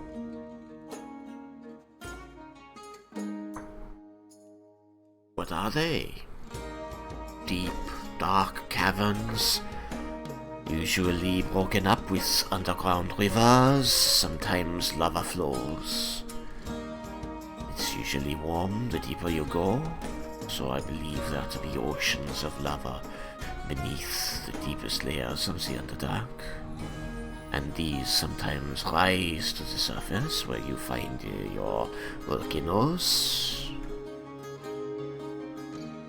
And these are usually areas that we avoid because they would be controlled by the fiery lizards, the red dragons.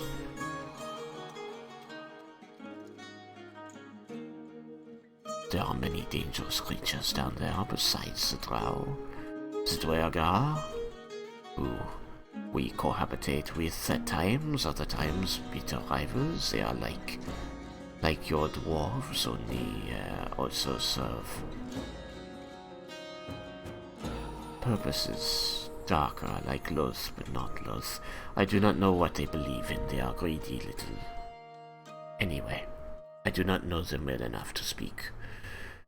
Only that when I was with my Loth Sworn Society, they were very often enemies. There are creatures that can make themselves appear as rock, but are not. And they hunt with grasping tentacles that they can sneak about It's very dangerous. And of course there's the spiders. Not usually a problem for the drow. They are allies, but sometimes times grow lean. And we are a nearby source of food. She shudders a little at this.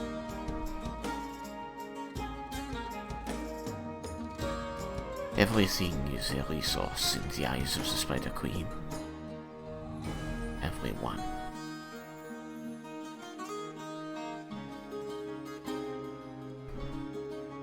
There are creatures from many places that find their way to the Underdark. Sometimes you hear of fiends or undead. I do not know. I did not have the misfortune of running afoul of such creatures during my time there. But the stories, they travel. And so I imagine there are places in the Underdark where you can find access, like here, to other planes. Plane of fire, the plane of water. Perhaps there is a plane of undead, or those foul creatures. Probably. In another life, Kierna shudders. The ones that you have to watch out for also are in the darkest places. Sometimes a drow soldier on patrol would come back different. And things would seem only a bit strange for a while. Eventually somebody would say, truly, something is wrong, they are not acting themselves. And finally, something would have to be done for fear of contagion or some kind of possession. The stories I have heard are that after the person is dealt with,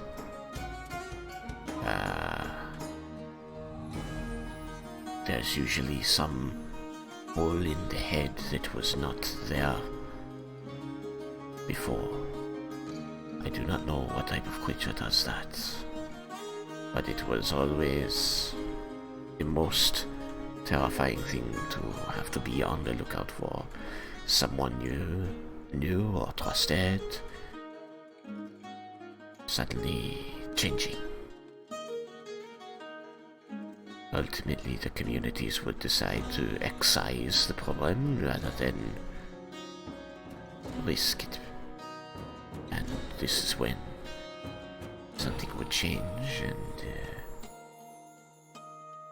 it would seem not to have a mind anymore. The physical object, the brain,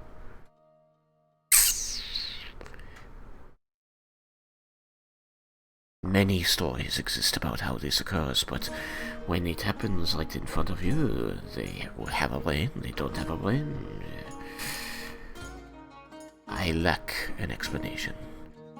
I am sorry that I do not have good things to tell you about the Underdark, but it is a place that I did not wish to remain. Certainly understandable. I can say one good thing about it. In its She'll kind of tilt her head. in its lack of sunlight, many other types of things, plants, grow there. Not like your trees and grasses, they would not survive. But we have fungus, mushrooms, and these will provide light at times. I think they told me the word was bioluminesce. And I do not know that my opinion of such things is the same as yours might be, but I would use the word beautiful to describe some of the places in the caverns that I have visited that are illuminated with the oranges and the blues and the purples of these mushrooms, usually by a water source, a waterfall perhaps. It is a beauty similar to things that, like a similar amount of beauty to the surface world, but certainly a category all its own. I have never seen anything like it on the surface, and it is perhaps the only thing that I miss. Is bioluminescence something that I would have heard of from the surface too? Like, do we have... There'd be one or two, like there'd be a few places where that might come up, but not many. Mm-hmm. What about the... It's probably a word you might, like, given that you're you, it's maybe a word you've heard before, but not something you're familiar with. The, blah, blah, blah, blah, blah. The, enchanted-y, foresty place up near Autumn Reach, is that some place that might have something vaguely similar? Yes. So I probably have seen something akin. Yeah? It's possible. It just kind of depends on how much time you would have spent there.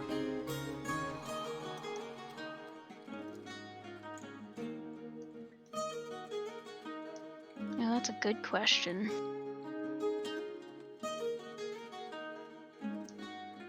There might be some place you might be interested in seeing at some point. There's a forest up in the north near my home that's said to have many curious things. The moment you say that it is near your home, you notice that he kind of pays more attention. Oh god. I'm not prepared to talk about home. At least not out of character. In character, she might be somewhat more inclined than usual.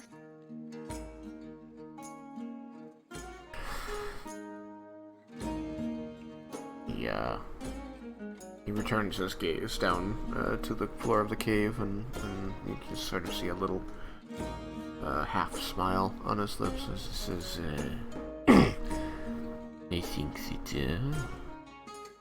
if there is an opportunity, I would like to see such a place. I notice, forgive me for saying so, that you have never mentioned your home as long as I have traveled with you.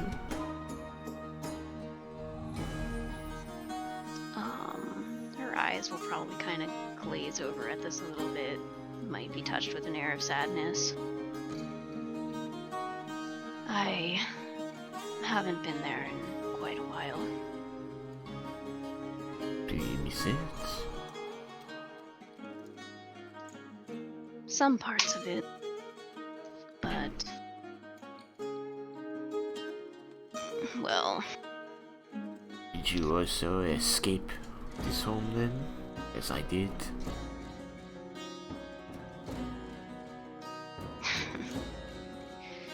in a manner of speaking, but nothing so dramatic.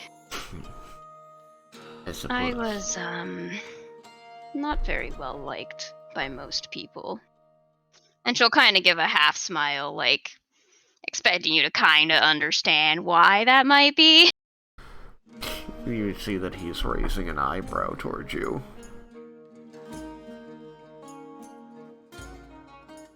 I'm not always the easiest person to get along with. Oh. Until I thought that was just because of who I am.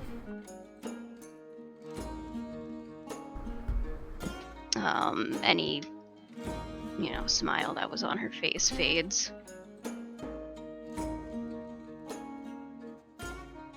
And she sighs.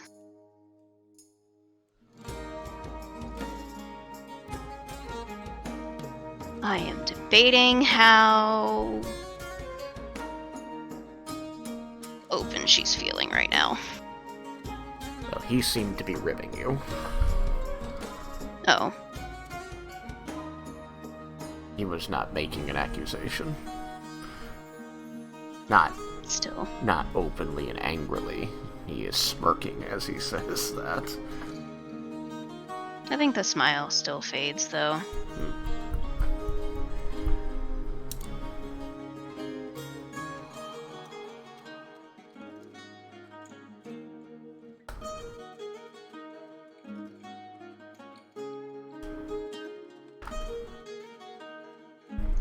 I think she'll just say,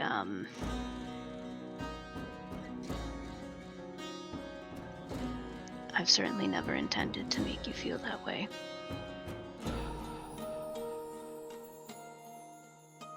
Might look you in the eye for that and then kind of drop her gaze.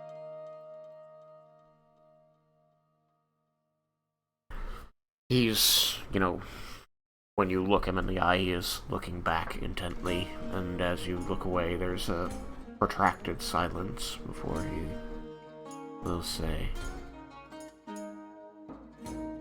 it is an unusual set of circumstances, and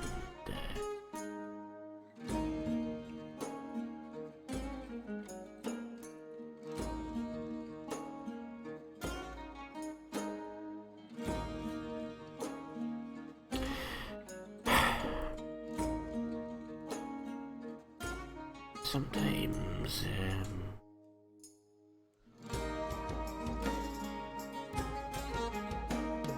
times we we mean. Suppose it is helpful to know that that was not your intention.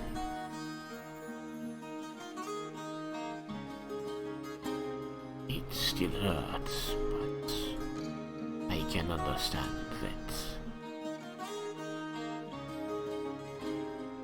perhaps things were said to mean other things, and they simply did not sound that way.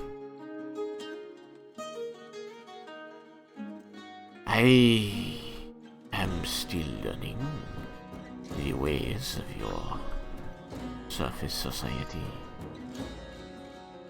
It is a process, and it is important. I should be able to take back these lessons to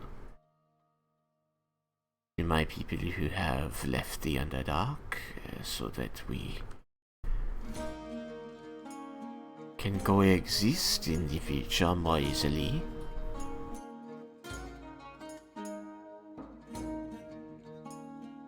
I would like to coexist. I hope.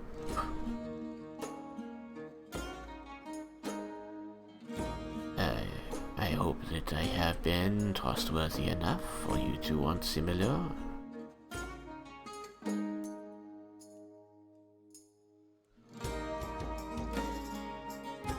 She kind of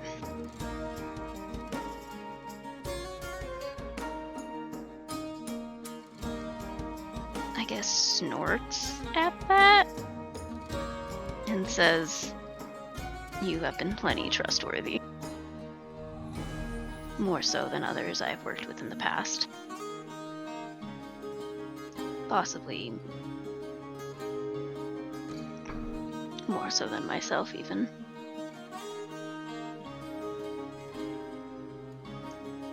And then she'll kind of think about that for a minute and say, "Probably more so than myself." I do not know.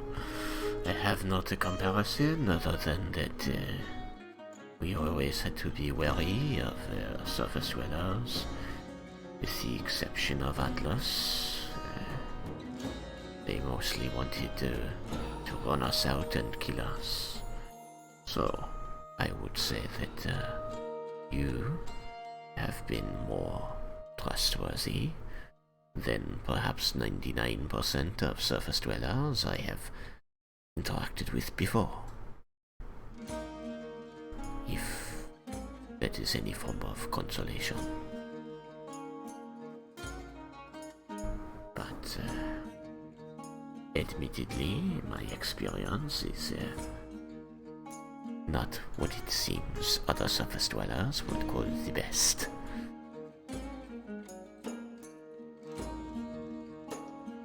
Circumstances? Yeah, due to circumstances.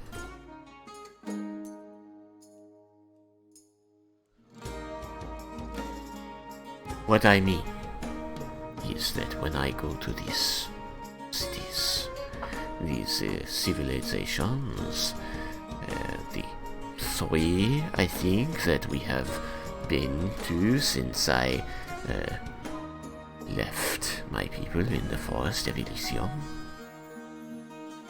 I see places where the concern is being cheated or swindled out of coins, but not quite so much of being killed or sacrificed to some other deity or some such thing. And where I came from, coins were not the concern, but life was.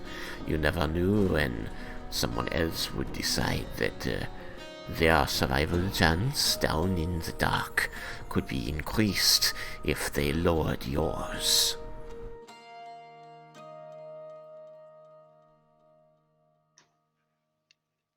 Places like that certainly exist up here as well, but.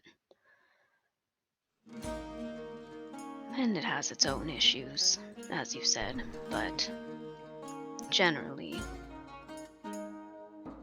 it does sound as though it's less of a concern up here. By quite a margin. Well, generationally, new things are learned. But the thing that impressed me, aside from this group, was the dragon Jezrien.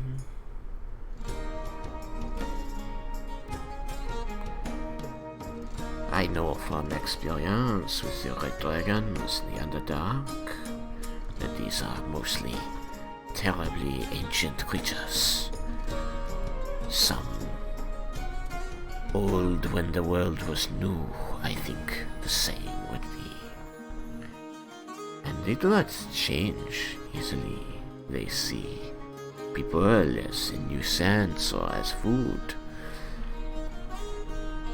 But this Jezrien, dragon that she is, she stood with us, and she escorted us around her city to ensure that her people would treat me fairly. Now, if she had not been there, they likely would not have, and that is something that I have come to expect. But that this dragon, this powerful, ancient creature, would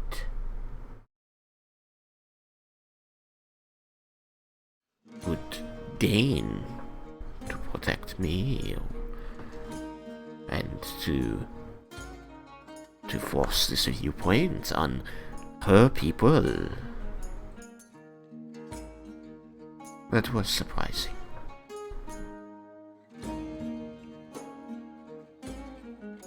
It may help that she knew or has met Eskel. I think he'll do many good things for your people. As will you, I expect. I must inform him of Illustrae. Likely he is young enough not to know of her. I think you guys did talk about it pre-PC roll-in. I think that came up during backstories, didn't it? A little bit, yeah. When you guys first met.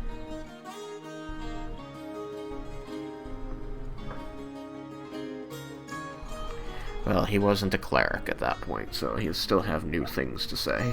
This is fair. Indeed.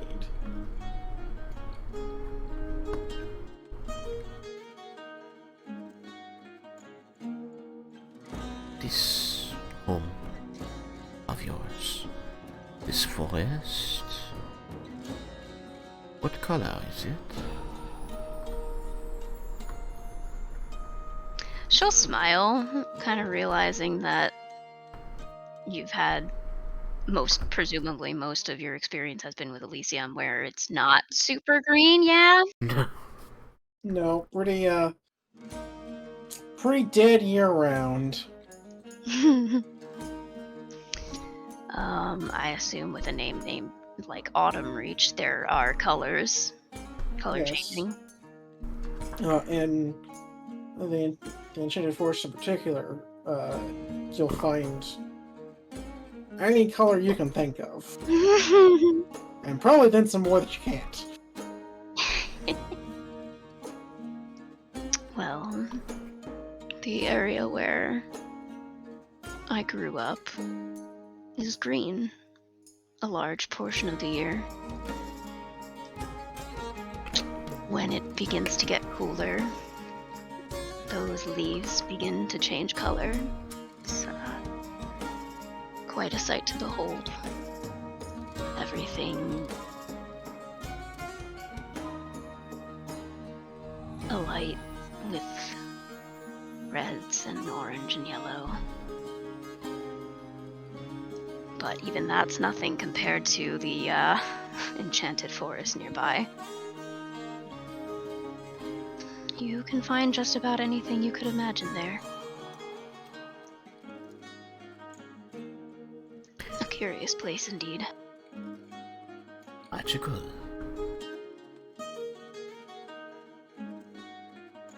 Yes, right? Yep. She'll just nod. I would like to see that sometime after we finish our job here. I will bring these stories back to my people. Maybe convince them that we can leave Elysium. I will have the power to remove them from there. In some it accepts the trial, and it's not quite so full of undead and Hydra.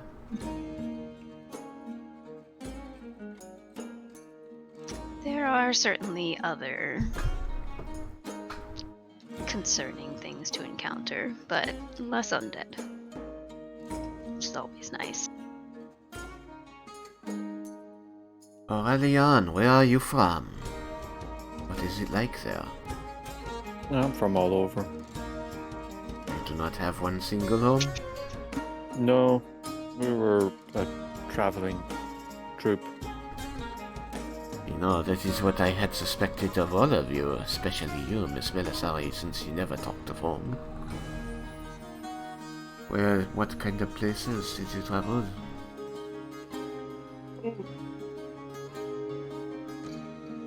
Cities, countryside. Oh yeah, lots of cities. But you'd get any place big enough. You'd have crowds, because that was kind of important. You are performers. You needed an audience. And is it? What kind of thing did you perform? I do not think that you have played for us while I have been here.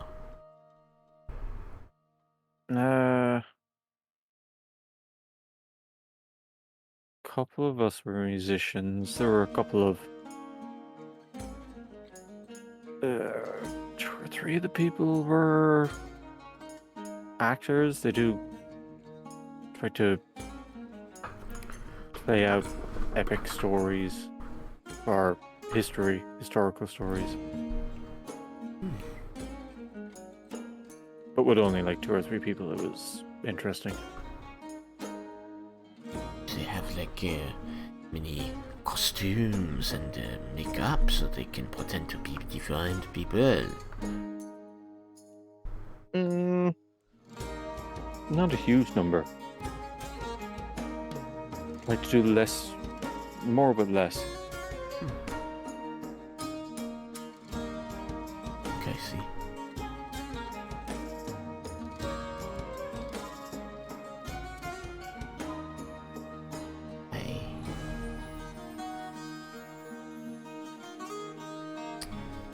I hear that in some of these places they would talk about grand constructions, pathways, roads that would pass over wide rivers and things. In the Underdark, you know, we have these pathways and left stone, you know, that form these natural bridges over waterways and lava flows. Sometimes they will decorate these places a bit, show that it is some official path between here and there, but on the surface, you do not have this natural ceiling that could fall away to form this bridge, so you must make them yourself, yes.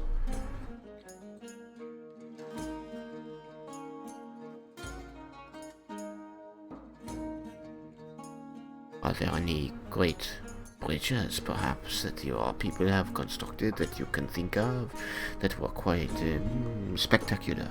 Your favorite? It seems specific, but it is my interest.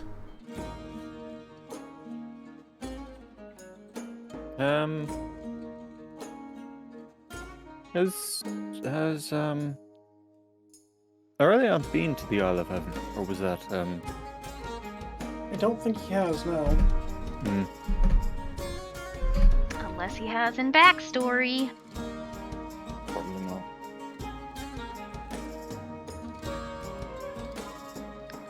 I have though.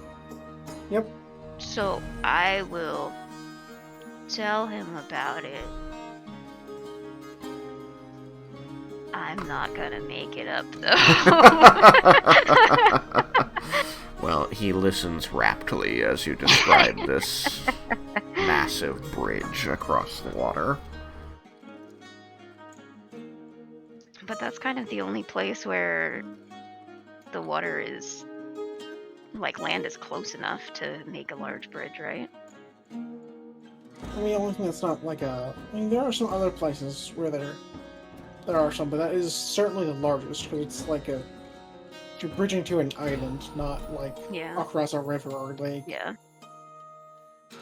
So I mean, I guess I'll say there are, many smaller bridges crossing rivers and the such, and the like. Smaller And then seems I'll go such on to a say, but the relative term. What? Smaller seems such a relative term in this description.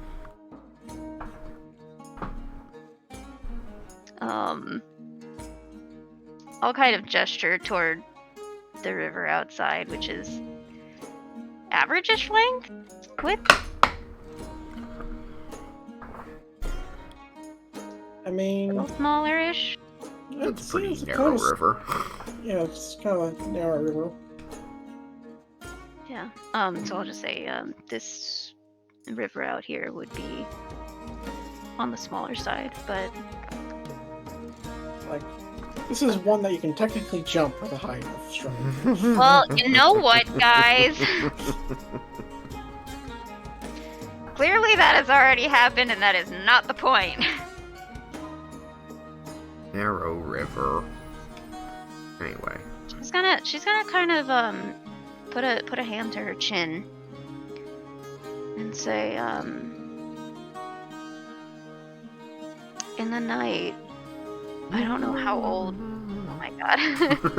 I've been walking in my sleep. There it is. I don't know how old this map is, but it's possible we might be able to show you the bridge